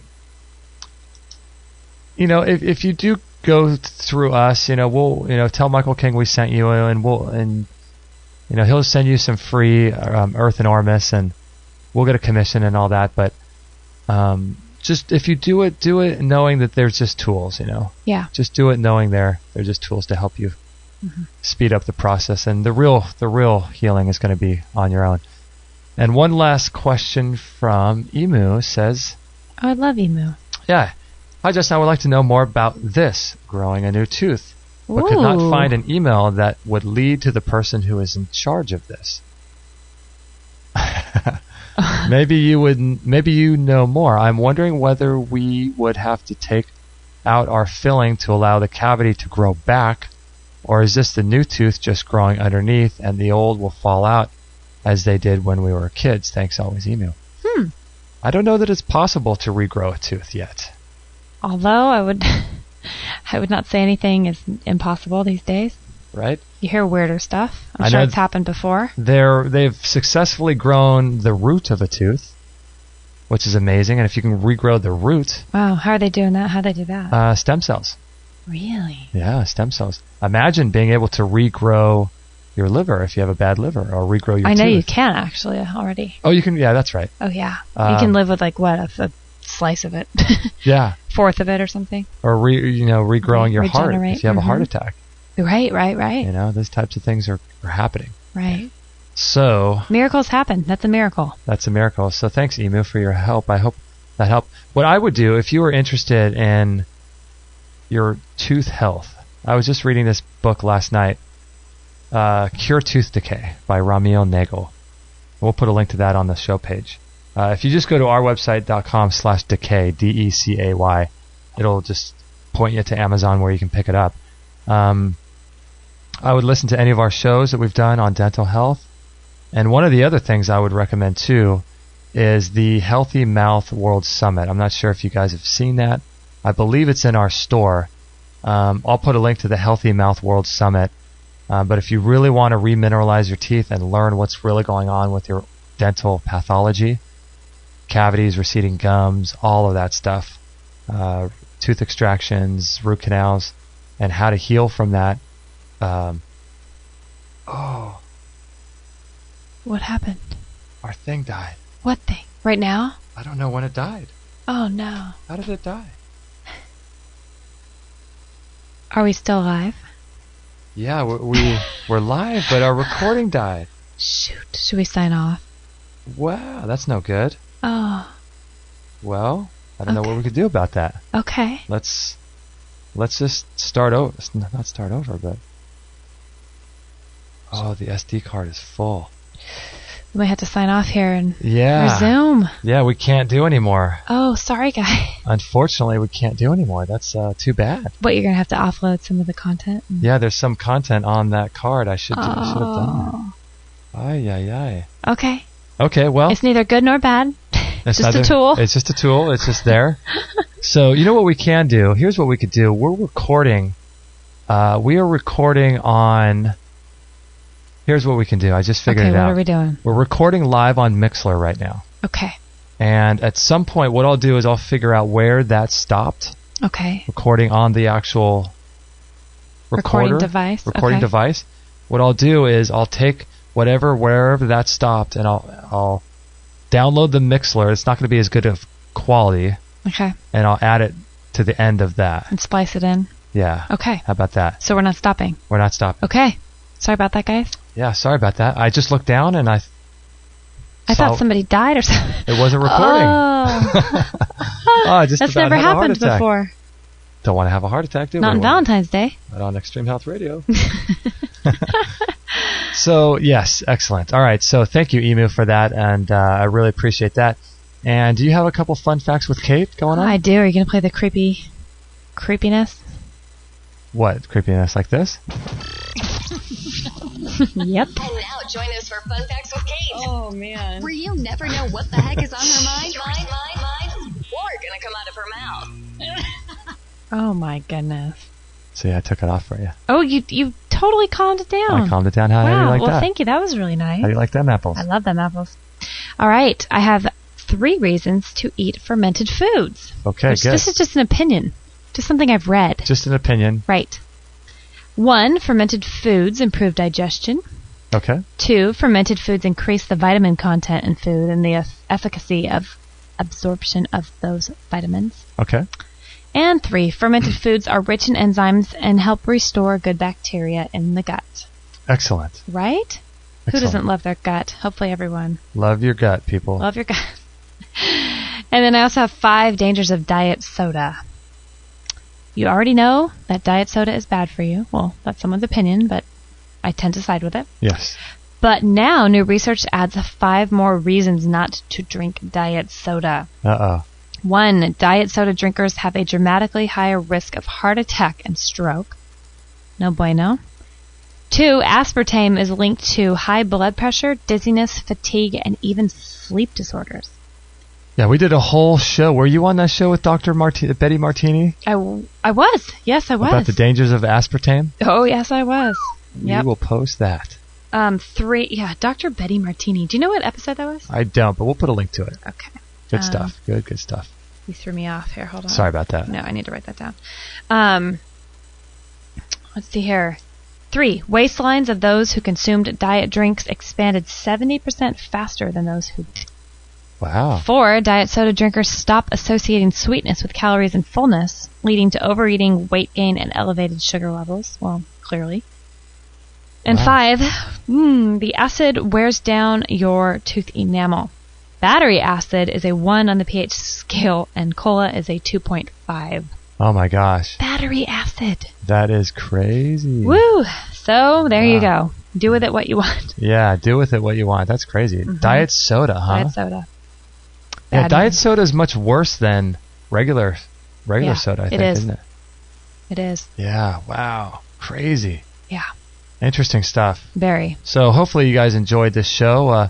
We're going to sign off here, and let me just get the closing music here going, and there we go. Hope you guys enjoyed this episode. Yeah, Thanks for hanging in there. It was long, and we've had a few issues, but we're working through them. Yeah, and I apologize for the sound quality difference there on the end, but we can only do so much, right? Right. Yeah, so if you enjoyed this episode, could you do us a favor, and could you send this show to your Facebook friends and share it with people? We would really, really appreciate that, and I realize that you might be driving around in the car right now doing errands, or you might be on a run or at the gym or doing something where you're not in a place where you can share the show. But if you could do Kate and I a favor, it really does help us. When you get back to your computer, could you remember to share this show with your Facebook friends or Twitter people or whatever? That would really help us. Big That would time. really, really help us. because we rely on you guys for advertising and that kind of thing. So it just means a lot to us if you were to take the time out and thank us in that way. It's free. That way it stays free for everybody, and it doesn't cost you any money to do that. So, but we do take donations if you are interested in doing that. Our show is 100% free, so if you want to send a couple dollars here and there, $10-$20 on PayPal, it's totally secure and it's free, and it's not free, but no, it's a great way to support us, and we are so thankful to everyone who does that. So grateful. Can't even tell you guys. Yeah, I mean, this show is, like you said, 100% free, and it's the reason, and you guys are the reason why we're able to do it. And you, Kate, you're able to down on your work. The reason why I'm feeling more confident about being able to take the leap of working 1 day a week in the hair salon. So. Yeah, so we are really in a position now where we're relying on the community and relying on you to help us. So if you can and you're able, we would just be so grateful. I can't tell you enough how much that would mean so much to us. So, but if not, just share our show as much as you can. That would be so helpful. And what else? If you would like to continue this discussion of episode number 205 in the forum, please go there, sign up. It's free, and you can continue talking about all the stuff we talked about on the show today. Yes, and I'm going to be in the forum more because this is finally the first week where I haven't had a few glitches with my semi-retirement, so I'll be around more and being able to focus more on this. So I will be visiting the forum quite frequently. I love it. Cool. All right, guys, thank you for listening. We really appreciate each and every one of you. It just means the world to us that we're affecting some sort of positive change on your life. It really means so much to us that we're affecting you, hopefully in a good way. So I really just appreciate it. Yes. Appreciate all of you. We love you guys. Love you so much. And this is episode 205, so you can go to extremehealthradio.com/205, and you can make a comment or go from there to the forum and continue the discussion. Do you feel a quote coming on? Oh yeah, it's quote time. You looked like you were about to just sign off there, mister. Oh my goodness. Yeah, I can't just close out the show without a quote. No. And I think you actually have a good one, don't you? I've got a really good one. Before we will say goodbye, let's leave you with something to ponder throughout your day. Here's inspirational quotes for this episode. Wow, that was pretty explosive, wasn't it? Especially coming from our very mellow music we had going on before that. I know, right? This comes from Angel Chernoff. Okay. When you stop doing things you are passionate about, you start living and you I'm sorry, let me start over. When you stop doing things you are passionate about, you stop living and you start merely existing. The same way your body responds to food, your heart, mind, and spirit need nourishment too. You are able to get that nourishment when you indulge in your passions. Because when you truly lose yourself in something you love, you will eventually find yourself there too. I'll read that one more time without a mess up. When you stop doing things you are passionate about, you stop living and you start merely existing. The same way your body responds to food, your heart, mind, and spirit need nourishment too. You are able to get that nourishment when you indulge in your passions. Because when you truly lose yourself in something you love, you will eventually find yourself there too. Thank you for listening to this episode. Maggie says it's time to go for now, but our mission does not end with this show. Justin and Kate will be back with another interview packed full of ideas, discoveries, and unique ways to regain your health. Head on over to extremehealthradio.com/subscribe and instantly download our free gift too that contains cutting-edge strategies to start making healthy lifestyle changes today. No material on this blog is intended to suggest that you should not seek professional medical care. Always work with qualified medical professionals, even as you educate yourself in the field of live food nutrition and alternative medicine. I'm not a doctor, nor am I offering readers or listeners medical advice of any kind. None of the information offered here should be interpreted as a diagnosis of any disease.